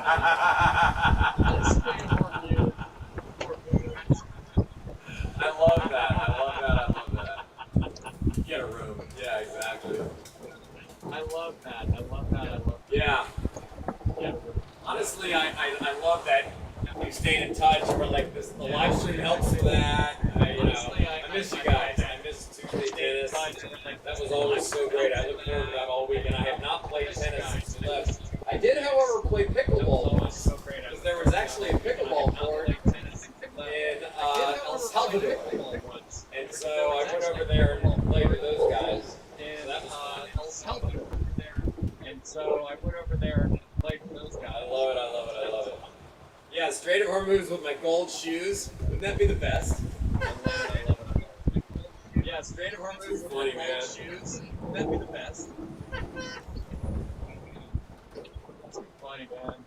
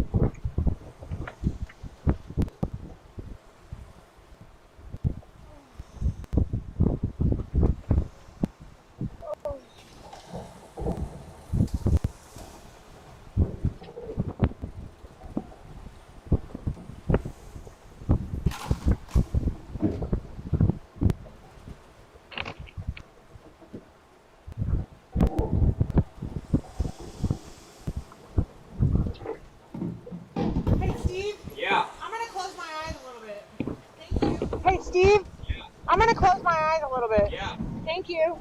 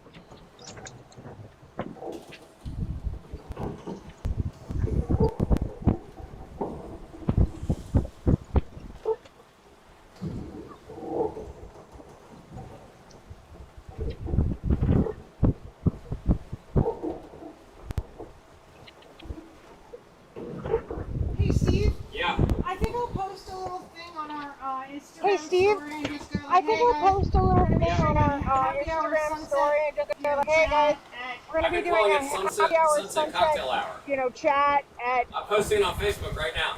Okay. How's that? Yeah, we're happy hour. Or that?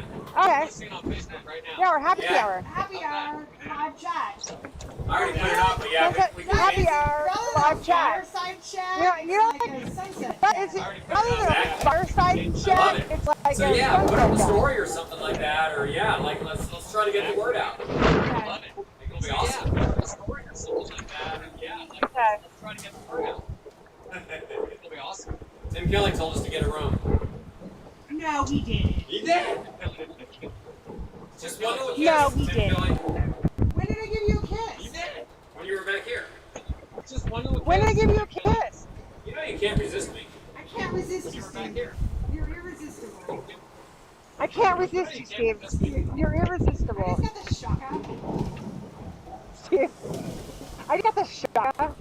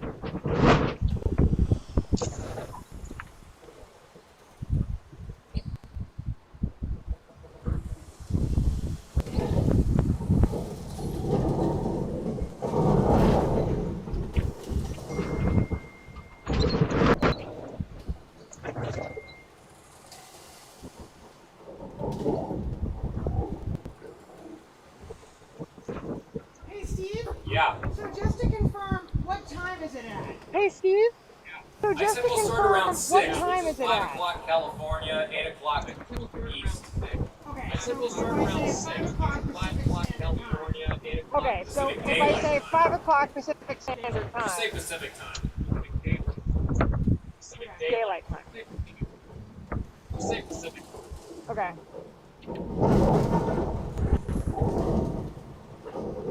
What time is that for us? 6? Yes.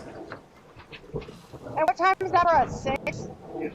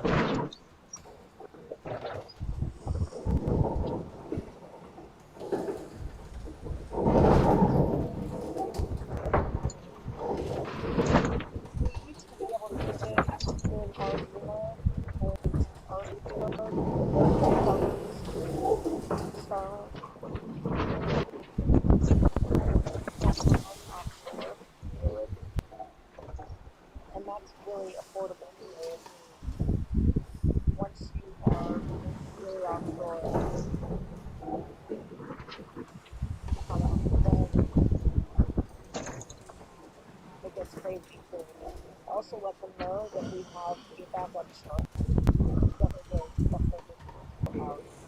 Steve, did you put the redundant Starlink away? Or you put it back? Steve, did you put the redundant Starlink away? Or you put it back? Oh no, I just got messaging with Karen. Her parents. Oh no, I just got messaging with Karen. She did, her parents have like been following us like crazy, and she said we just spent an hour talking about you, and they're so curious about Starlink. So I was gonna take a picture of both of them, but I didn't know if it was up. Karen Island? Both of them? No, right? Okay. What? So are we going to the Karen Islands? I've We heard are, of those. I'm right? not sure where they are. Are we going to the Karen Islands? I've heard of those. Let me look on the map.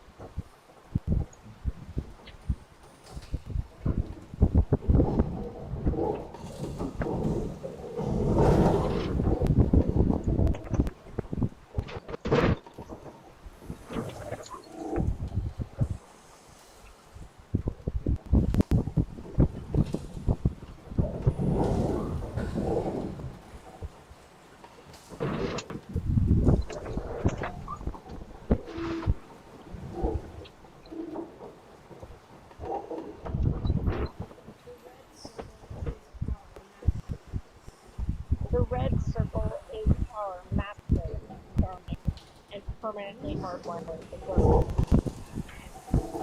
The blue circle is our backup Starlink mini just made massive.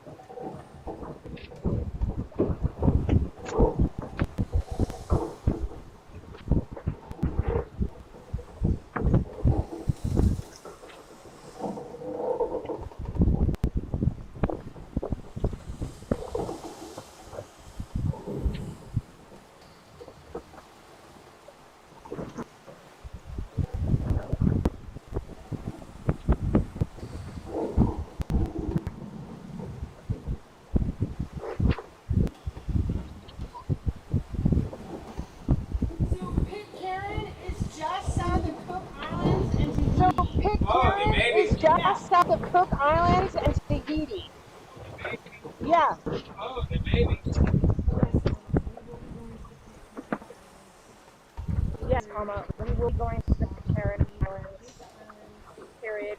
Our first stop will be the Marquesas Islands, specifically Nueva Ecija.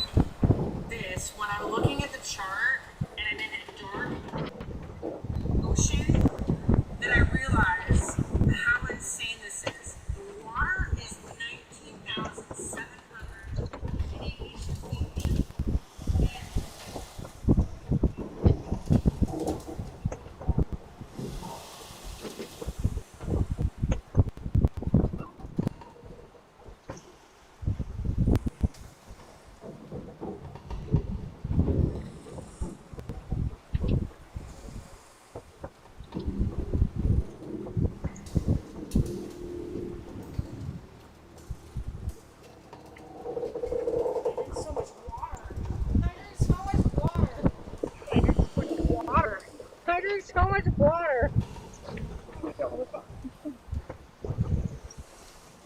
Oof.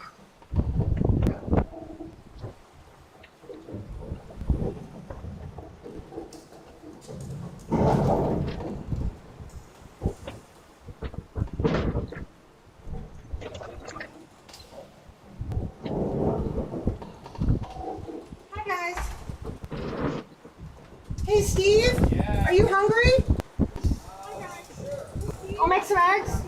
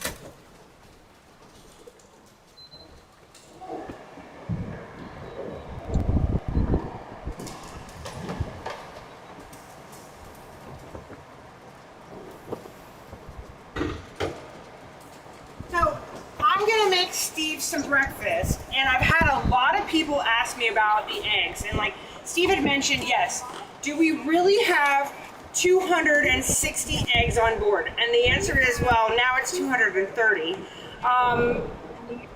These eggs, you don't need to refrigerate. They're super fresh, and they come in this packaging where as long as you keep them in a cool, dry area, they will not go bad. The caveat is you have to rotate them every couple days. So thankfully they come in these handy dandy, oh shit. That was, okay, well, I might now only have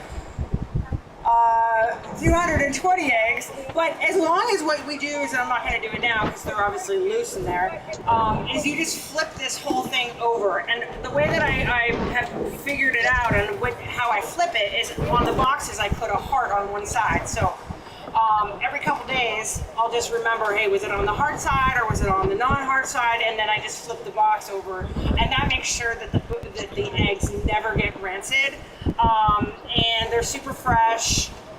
And you don't have to refrigerate them, so it's great. Steve and I both love eggs. They're like the best, full protein with every kind of vitamin and nutrient that you need. So we eat them in the morning. We eat a lot of them.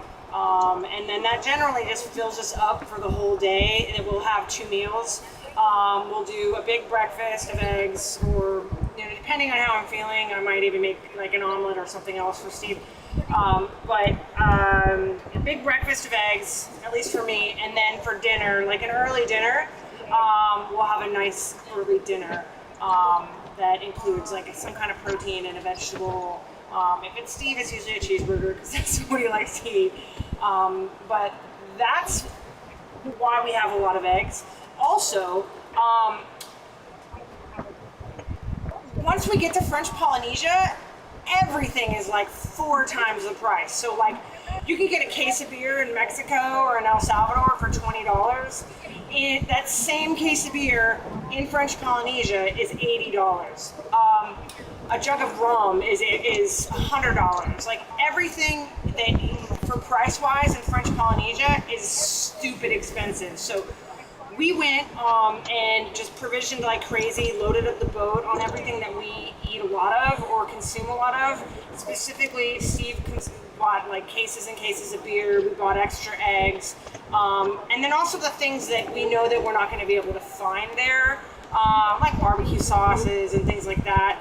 And we just bought a lot of things that we know that we're not going to be able to find there because it is a French territory, so we will be able to find certain things, but some things are not going to be easy accessible.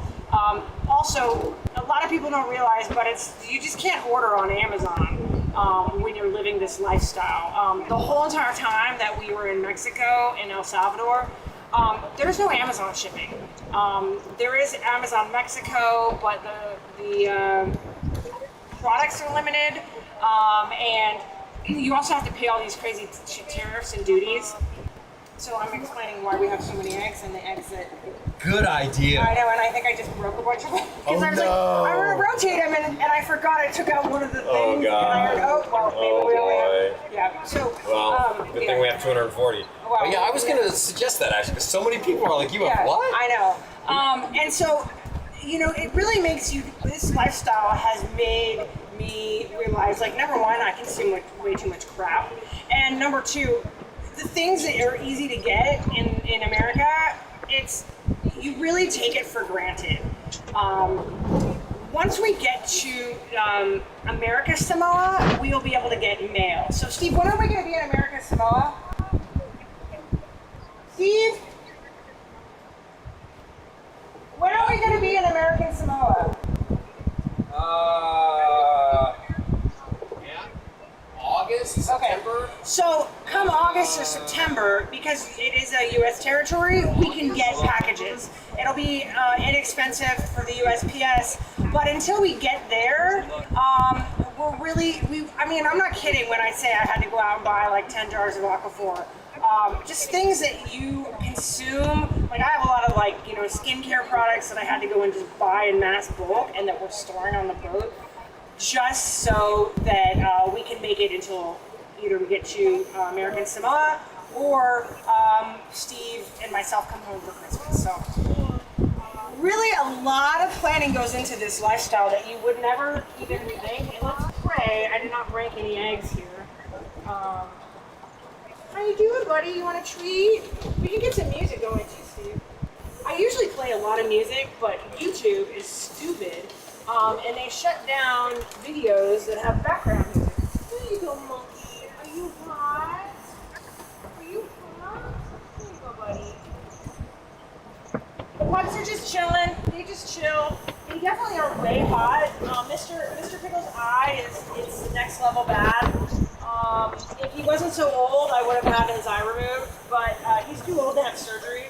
So I just have to moisturize it and put medication in it a couple times a day because, that's another thing. I had to buy all the dog food. We must have 300 pounds of dog food on board. One thing we couldn't find when we were in Mexico and also El Salvador, dog treats. So you can buy like a bone. Oh God, please stop. You could buy like a bone or, oh no, okay, well one down. Buy like bones and things, hard things, but like these soft treats that they're used to eating because they're old and they have teeth problems, they don't sell these in El Salvador or Mexico. So when I was home having my surgery, when I say that I carried 30 pounds of dog treats in my carry-on, that is not that is not an exaggeration. I carried so many dog treats back just because I knew that we wouldn't be able to buy them anywhere. And I'm hoping that once we get to America, I think I bought enough treats to get us through. We definitely have enough dog food to get us through, but I'm hoping I bought enough treats. I might need to have a friend send me a big package of Trader Joe's treats at some point. So this is what the egg pallets look like. There's actually there's actually double layers. We've already gone through a double layer in a week because again we eat a lot of eggs. It's good protein and nutrition. And Steve is back there fishing. I'm hoping that we'll have leftovers tonight. I made him steak last night and I made some grilled chicken. If not, if we get a fish, that would be even more amazing. But anyways, so these are the little things like you just would never think of in this lifestyle. Like you have to think ahead, and there's a lot of things that Steve and I did not think ahead before we left. That's why I carried 6 oversized baggage, and I got stuck in El Salvadorian customs. They actually let me go because El Salvador is awesome. But if you get caught with like new products, you have to pay a crazy like 20% tariff. And so when I say I had at least like $16,000 worth of boat parts in my luggage, that's not an exaggeration. So you can do the math on that. We're gonna catch a fish, Steve. And I did break some. I broke 6, so we're gonna have a lot of eggs today. Can you cook with the ones you broke? Oh yeah, I just broke them right now. Oh, okay. Like when I flipped it over, trying to show, like, oh, this is what we do with our eggs. So now I'm having to individually look at all of them and make sure that there's not more. I mean, again, thankfully Steve and I eat a lot of eggs. Love eggs. I know. It's like the perfect protein. So good. So anyways, so this will go back down below. It's in a dark, it's actually right now being stored on our bed in our guest cabin. And it'll go there, and you know, I'll rotate. This one I will not be rotating again. But yeah, it'll.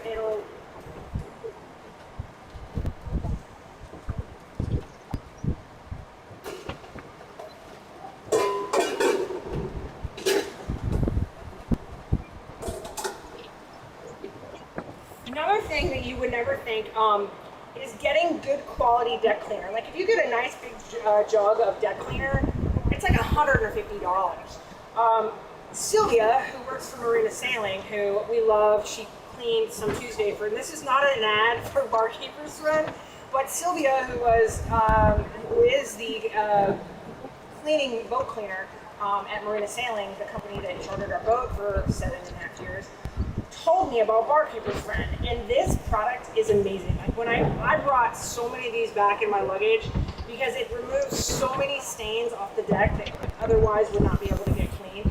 And once you put marine in front of a product, like you call this Marine Barkeeper's Friend, this becomes this bottle is $12 at Walmart. This now became a $50 bottle. Okay. Marine parts, marine anything. Sell it at West Marine, the price quintuples. Yeah.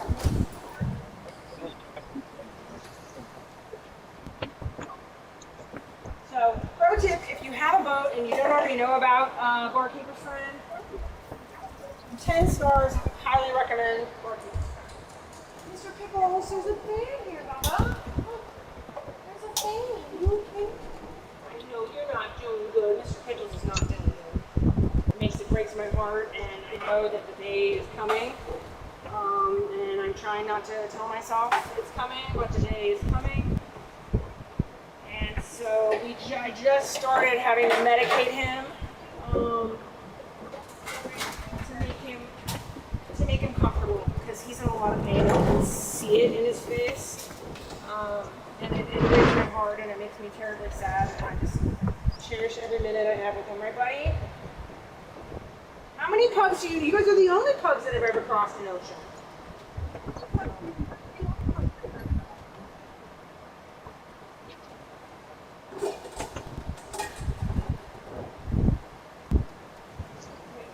Oh, it's there. I'm like, what did I do?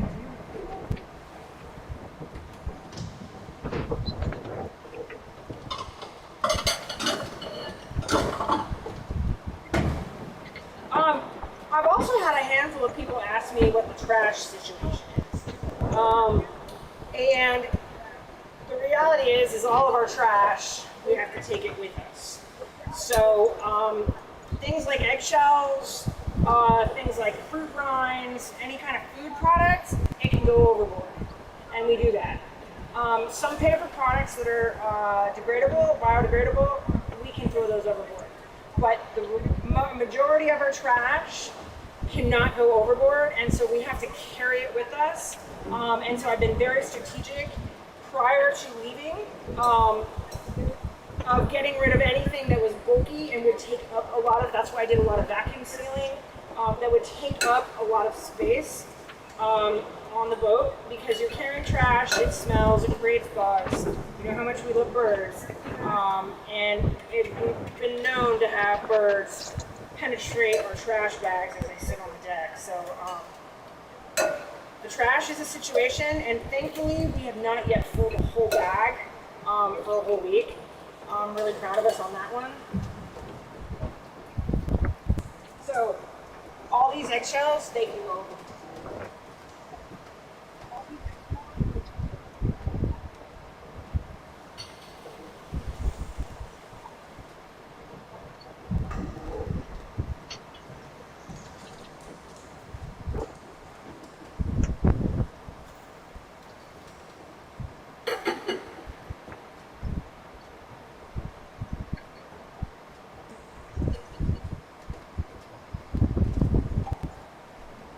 Also, if Steve didn't mention it, I'm sure he did.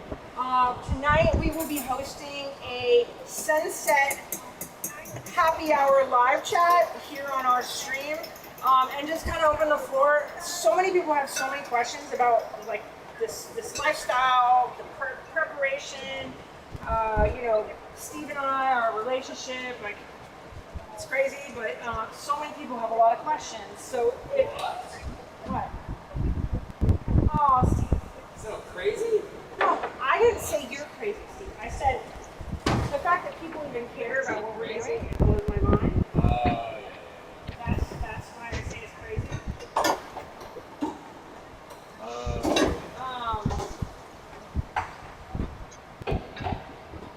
Yeah, storage. So anyways, tonight at 5 p.m. Pacific time, we will be hosting a happy hour. So get your free cocktail. We'll all watch the sunset together. It'll be fabulous. If you have any questions for us, we'd be happy to answer them. And show you kind of the magic of being 750 miles offshore, what that's like on a sailboat. It's pretty wild.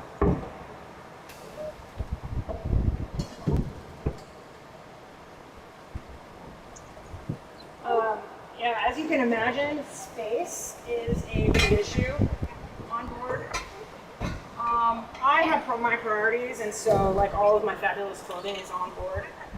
It is in a cabin down below, and I've organized everything in like big airtight bins so that the mold doesn't get to them and the air doesn't get to them. And then I just rotate out. I have a tiny little closet that's like this wide, and I rotate out. I hang things, and my goal was to start sewing, you know, when we started this journey. And unfortunately, we were sick, and now I'm behind on boat projects. So any day now, I will start being creative and making stuff, which I'm very excited about. I brought so much fabric. I brought so many crafting supplies. I really want to be creative again. Running a business that was started out as a hobby literally destroyed my soul. It was soul crushing, and between customers, you know, like, you're just never gonna make everybody happy. And as an artist, that really can, you know.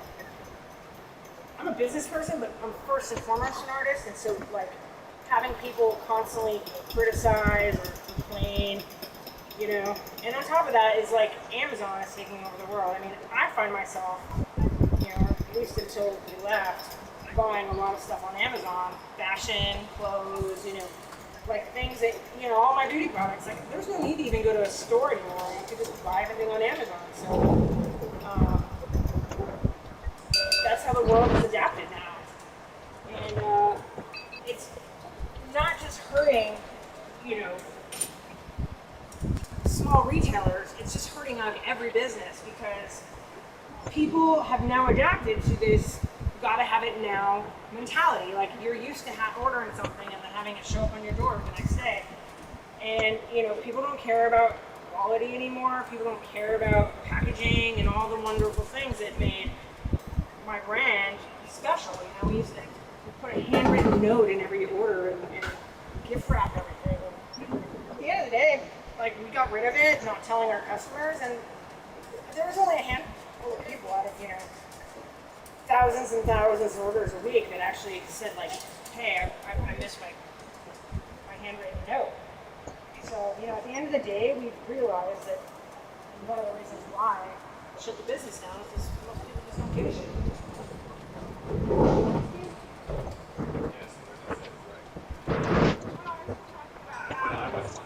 I was just talking about how people don't care about personal.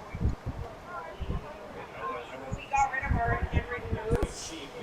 Yeah, when we got rid of the handwritten notes, like we only had. I thought that was going to be a problem. Yeah, no one cares.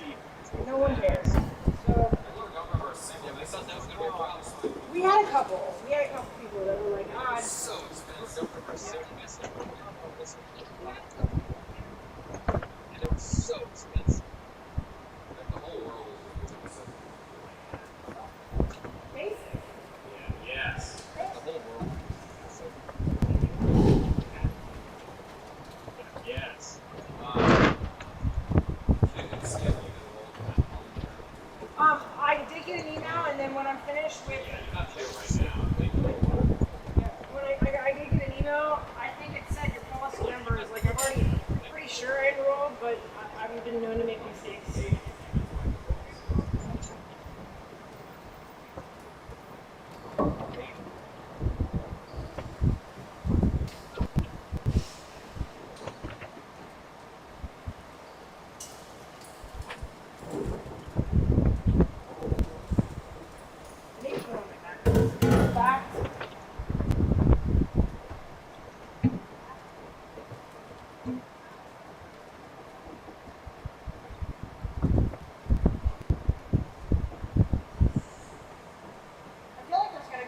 a squall. Like all of a sudden it turned gray. There is one tracking, but it's 18 miles There is one south tracking, of us but and tracking to the west, and it's just about past us. south of us, and Alright. it's Other than that, we're clear. just about We got a little bit of wind out of it. It's actually nice. Just the clouds. Other than that, we're good. Our soul. got a little bit of wind now. Yeah, but then that means it makes it gonna be hard to fall. But yes, I'm not gonna be selfish. I have the neck fan. Yeah, I agree. Well, I actually, you can tell me if you want to do it differently. I actually was figuring I'll hold off on. I actually generator Somebody want to do it differently. I actually was figuring we could do it at night. hold on I think that's a great idea. I mean, I don't know why we need to run the generator. Like, we just turn things off. Yeah. The other thing too, remember how Robert said one way to conserve your Starlink is put everything on ocean mode. I mean, airplane mode Yes, I've been that you're not using. So I've been doing that. I need I to. mean, if you do that with your phone, yes, I just stopped getting anything. That's why I put it on mode day mode. What I'm trying to get into is that stop syncing iCloud photos. That's why I put it on one day. Because that Trying to get it to use it stop syncing my boo code boo. because that uses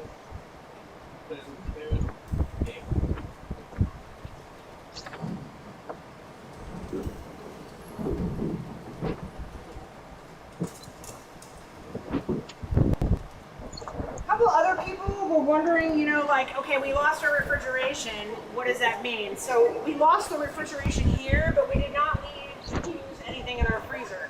And thankfully, prior to leaving, I went and grabbed a bunch of stuff, like vacuum seal, tons of vegetables, just in case this was a problem.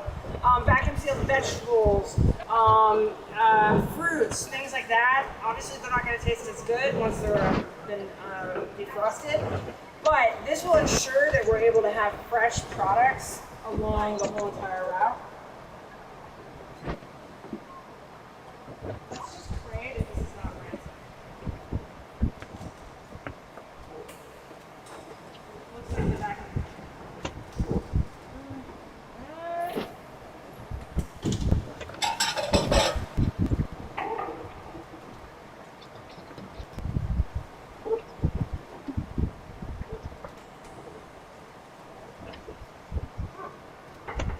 it just tastes like canned pineapple. Alright. Well, it is what it is. It'll make really good Mai Tais when we get to French Polynesia. No, it's fine. It just tastes like it's been in a can. You know? You don't like canned pineapple?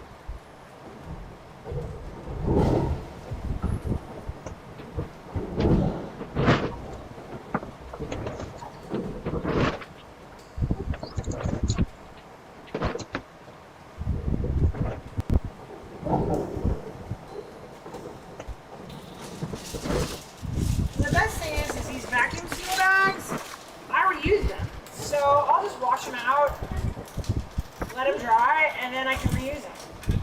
I mean, they're not meant to be reused, but I just cut, when I cut off the vacuum, the sealing part, I cut as close to the top as possible, and then I ensure that I can use it. And then I just let it dry. It's so airy in here. Not cool air, but like a hot air.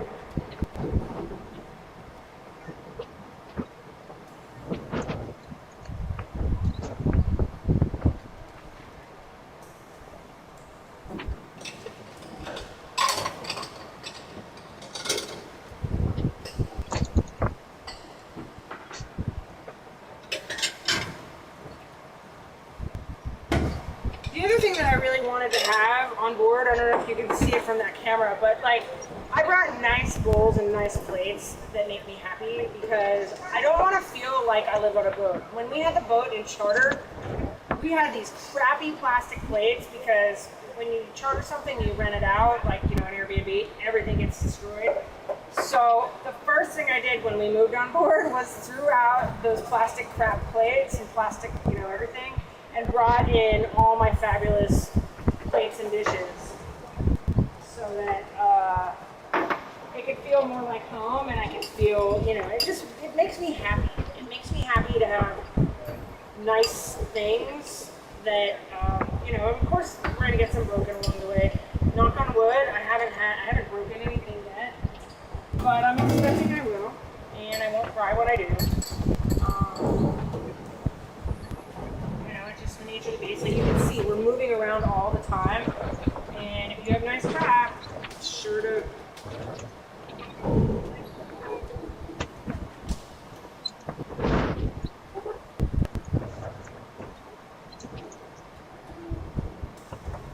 get damaged.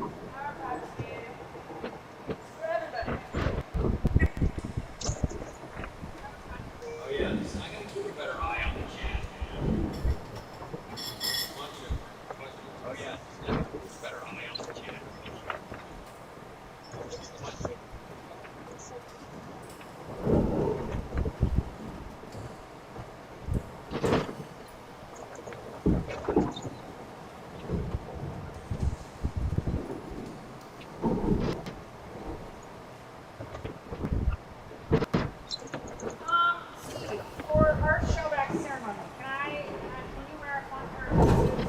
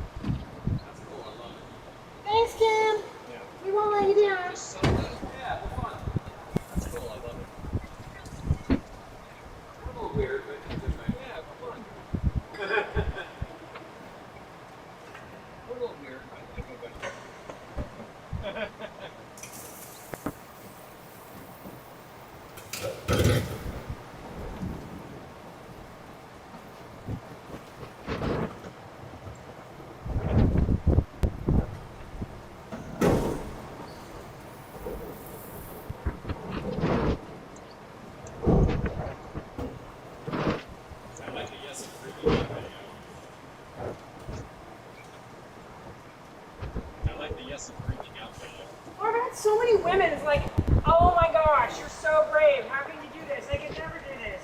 Like, are you crazy? Yes, I'm crazy. Yes to all the above. Yes, I'm scared. Just do it, man. Well, that's what I say. Like my mental is like it's just like crossing through Catalina.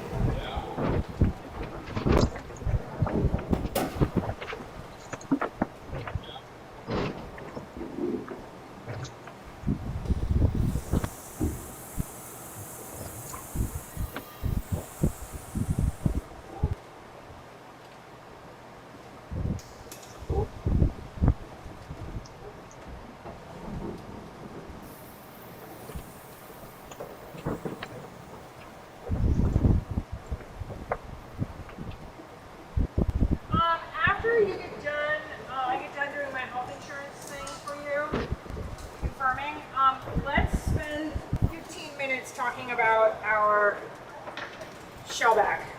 Okay. You know what I love too? Is that Pollywog Park? Like a pollywog is like a tadpole, right? It's like a baby Yes, I frog. believe that's right. It's a baby plant. So it's a Pollywog Park and a shellback. That's right. And a shellback, you're right. I hadn't thought about both of those things. We should have shellback tavern hats. And the shellback. We should have got shellback tavern trucker hats. Oh, I mean, I swear I'd never owned one of those, but like that would be perfect.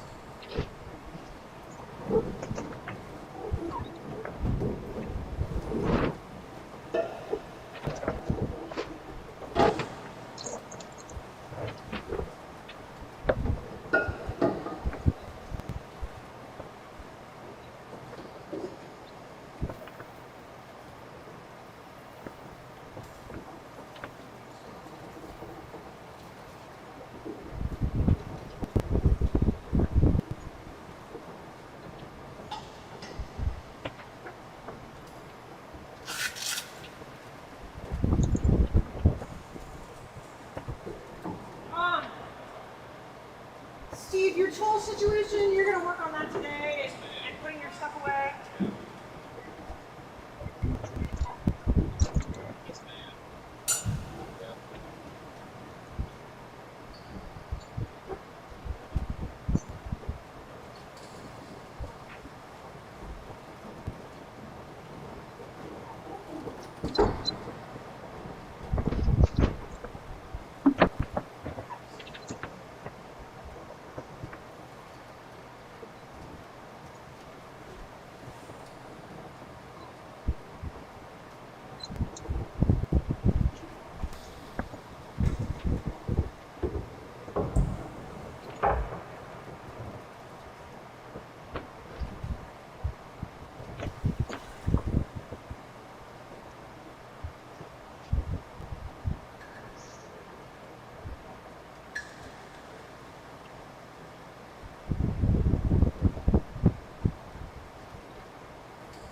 You should message Kenny and Trisha and them.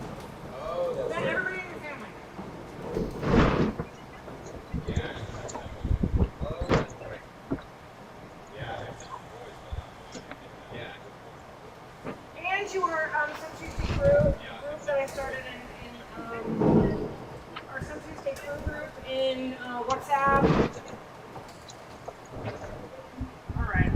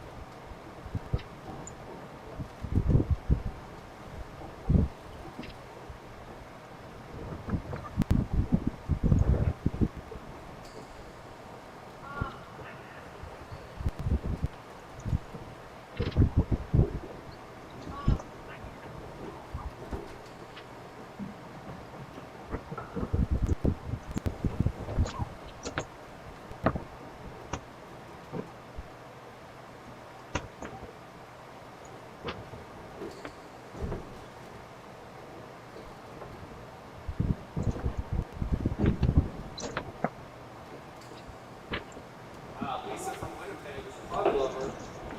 How are they making it on the journey so far? Lisa from Winnipeg is a pug lover. Mr. Pickles, Journey so far. he's old. Well, first off, the idea that they were not going to come at all was not an option. If they were younger, maybe I would have considered not an option because they were much younger. But maybe I would have done that. And the Colonel Mustard, who's over there, is 13. You know, we already don't move around a lot, and it's today anyway, so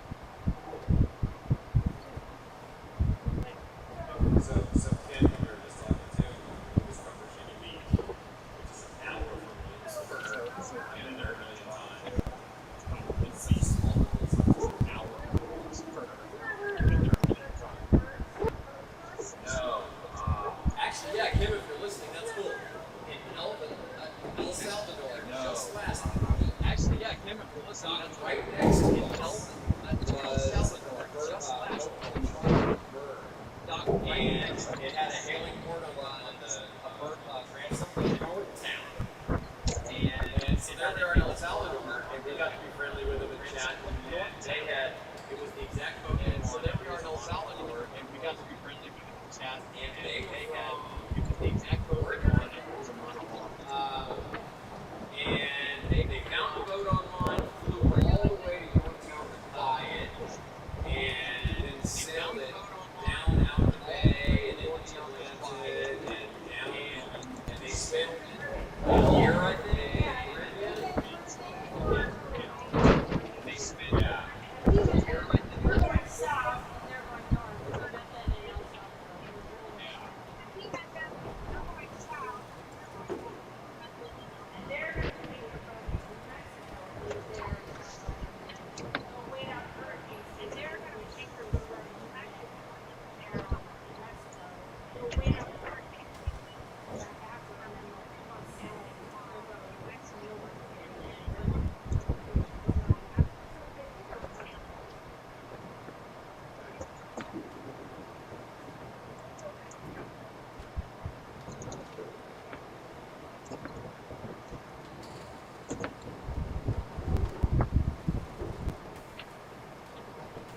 This is plugged into their site. Yeah. It's plugged into their site.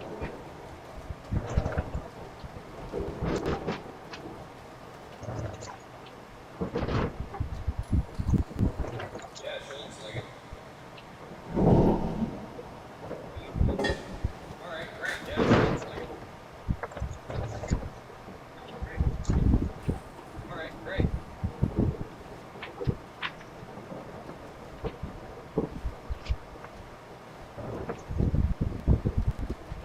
Is there an extra thing there where I can plug in my laptop?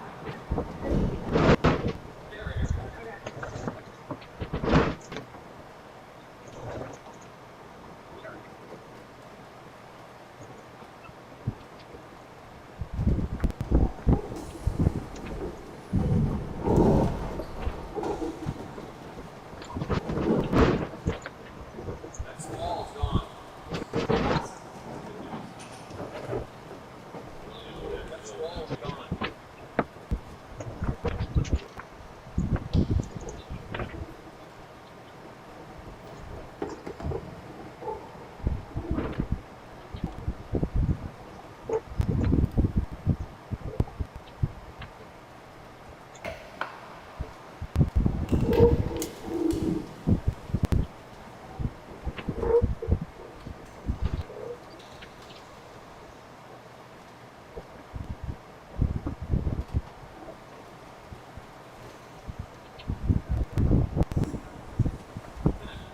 It makes me nauseous.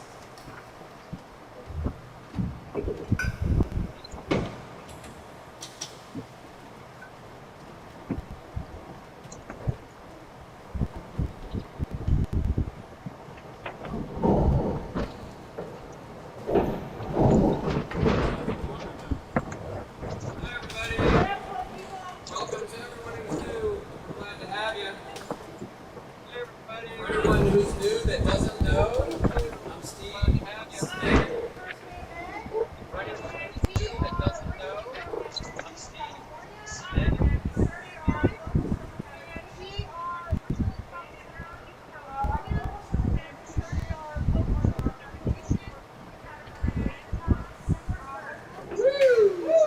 And then we departed on this passage from El Salvador on April 2nd.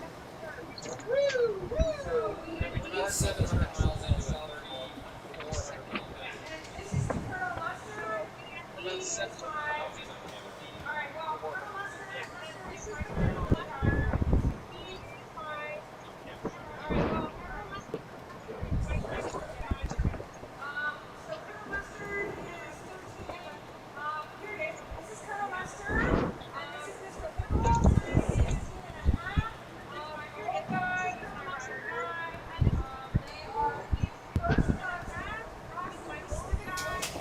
Yeah.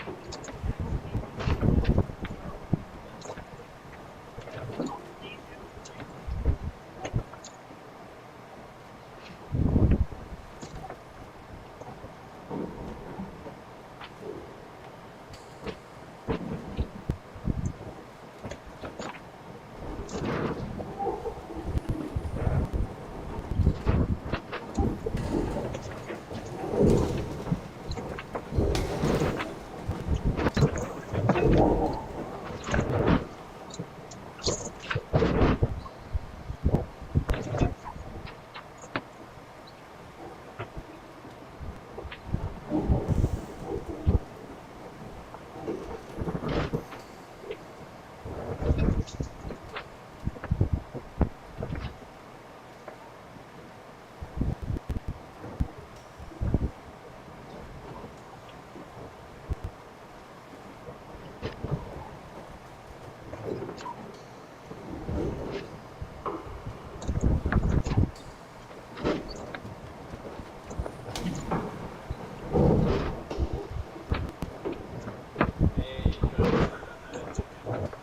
we go past about 12 texts.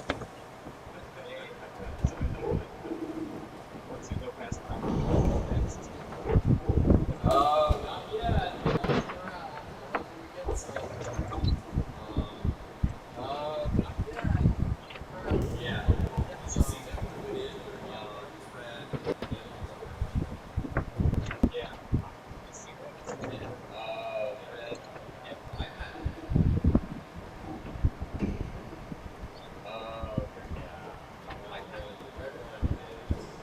That black tail on that. Yeah. I like the red.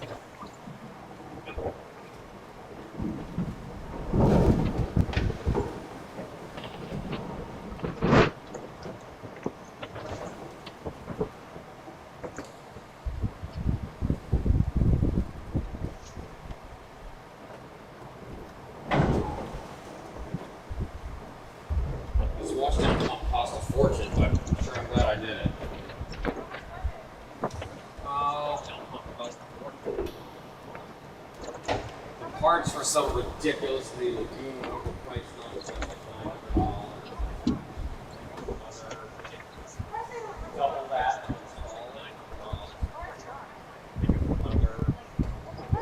Double that. Well, God knows why.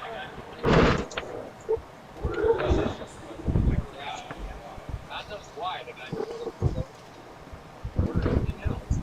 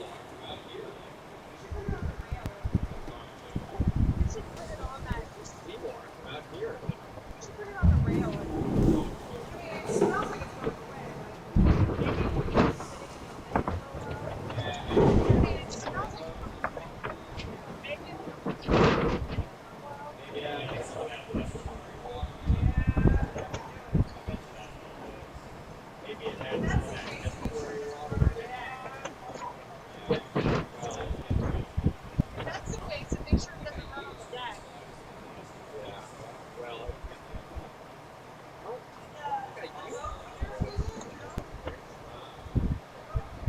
Did the boat cleaner do that? No. The boat cleaner? Oh. yeah, that was pretty dock. Yeah, it could have been. It would have been just like left over down there. I mean, I drained the hose.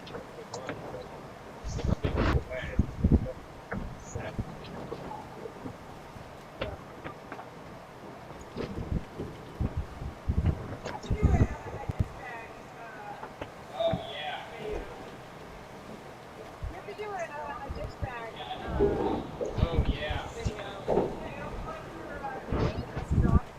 Yeah, it'll like Yeah.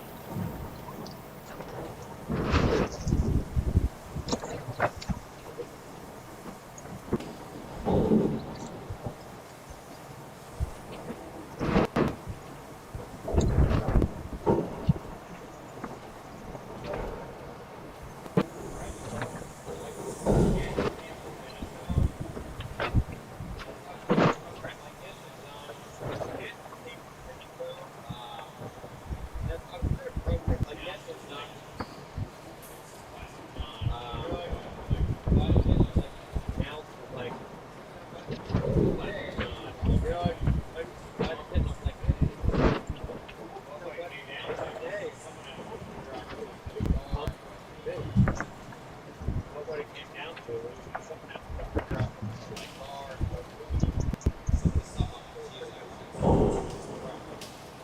Like, some of the stuff on the TV, like, I found like a right fender. I know too. And if I got like the right fender, this is not a bit hard for me to do. If I could have chosen the pump, like it was fine, but I would have spent the money on it. If I could have chosen the pump and see it fit the wall, I would have spent the money on it. I mean, if the pump is sealed, I should be able to have all the pressure on it.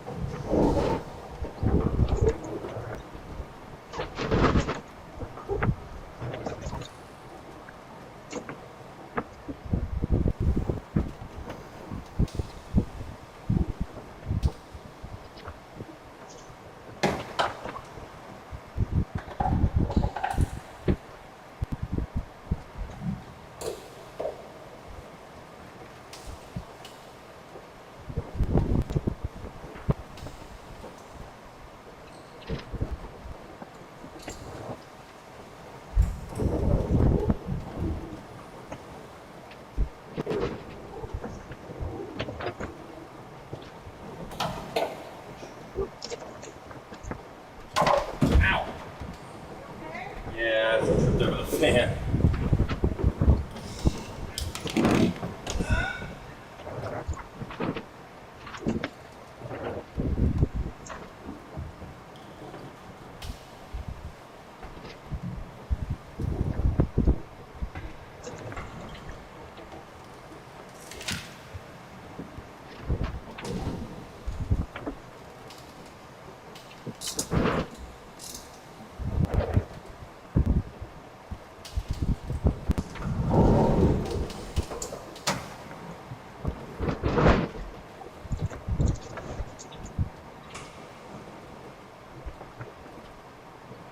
It's the freaking electrical tape that's leaving that black smear. That's what's doing it. That's obnoxious.